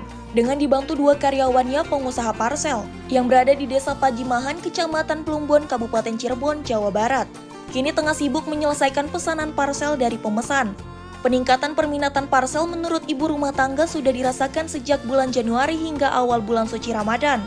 Peningkatan pesanan parsel lebaran ini hingga 100% dirasakan oleh Karina bersama suaminya yang dirintis sejak 4 tahun lalu. Parsel yang dirangkai ini berisi berbagai macam kue dan snack, mulai dari makanan ringan, kue kering, sirup, permen, dan bahan sembako lainnya. Isi dari parsel ini disesuaikan permintaan dari pesanan. Mayoritas pemesan parsel lebaran dari perseorangan dibanding instansi. Pemilik usaha parsel, Karina mengaku dalam satu hari Karina dan 2 karyawannya dapat menyelesaikan sebanyak 50 buah paket parsel. Sih walaupun tahunan, setahun sekali kan ya, tapi ya lumayan. Banyak pesanan juga ya dari masyarakat. Banyak pesanan dari masyarakat. Itu di luar kota juga, karena mempermudah itu sih orang-orang buat kalau ngasih-ngasih tuh. Saudara-saudara. Dari bikin. Itu paling jauh dari mana? Dari Indramayu, Kuningan, Majalengka, Cirebonnya juga sih. Itu harganya dari mulai berapa sih? Dari mulai 50.000 sampai 500.000. Sangat terjangkau ya? Masih sangat terjangkau. Nah, pesanan paling banyak dari mana, Mbak? Indramayu, Kuningan, Majalengka itu. Pemesan parsel, Salsa menjelaskan nyari harga 100 hingga 500 ribu untuk acara keluarga. Nyari parsel buat acara keluarga mas, buat di hari Idul Fitri. Sudah sering banget sini, Mbak? Udah langganan banget di sini. Udah sering ya? Ya, sering banget. Buat siapa aja sih, Mbak? Buat keluarga saya, buat acara tunangan saya, buat kirim. Saudara. Saudara saya. Nyari harga yang berapa? Dari harga 100.000 sampai dengan 500.000. Setiap kali kesini bawa berapa parsel, Mbak? Bawa 5 sampai dengan 6. Karena keluarga aku cukup banyak. Ya. Kalau sekarang mau beli berapa, Mbak? Mau beli 3. 3 ya, buat calon tunangan ya, Mbak ya? Tunangan, iya betul. Sementara itu, parsel ini dijual dengan beragam harga, dari mulai Rp100.000 hingga Rp500.000. Selain itu, pemesan parsel ini tidak hanya datang dari Cirebon saja, melainkan dari berbagai wilayah di luar kota Cirebon. Berkat usaha parsel, ibu rumah tangga ini bisa mendapatkan tambahan penghasilan yang lumayan menjanjikan. Dari Cirebon, Jawa Barat, jurnalis Sinpo TV melaporkan. Pemirsa, informasi tadi menutup perjumpaan kita di Menyapa Indonesia pagi hari ini. Saya Deo Manik. Dan saya Tiara Dianti, mewakili seluruh kerabat kerja yang bertugas pamit undur diri. Terima kasih dan sampai jumpa.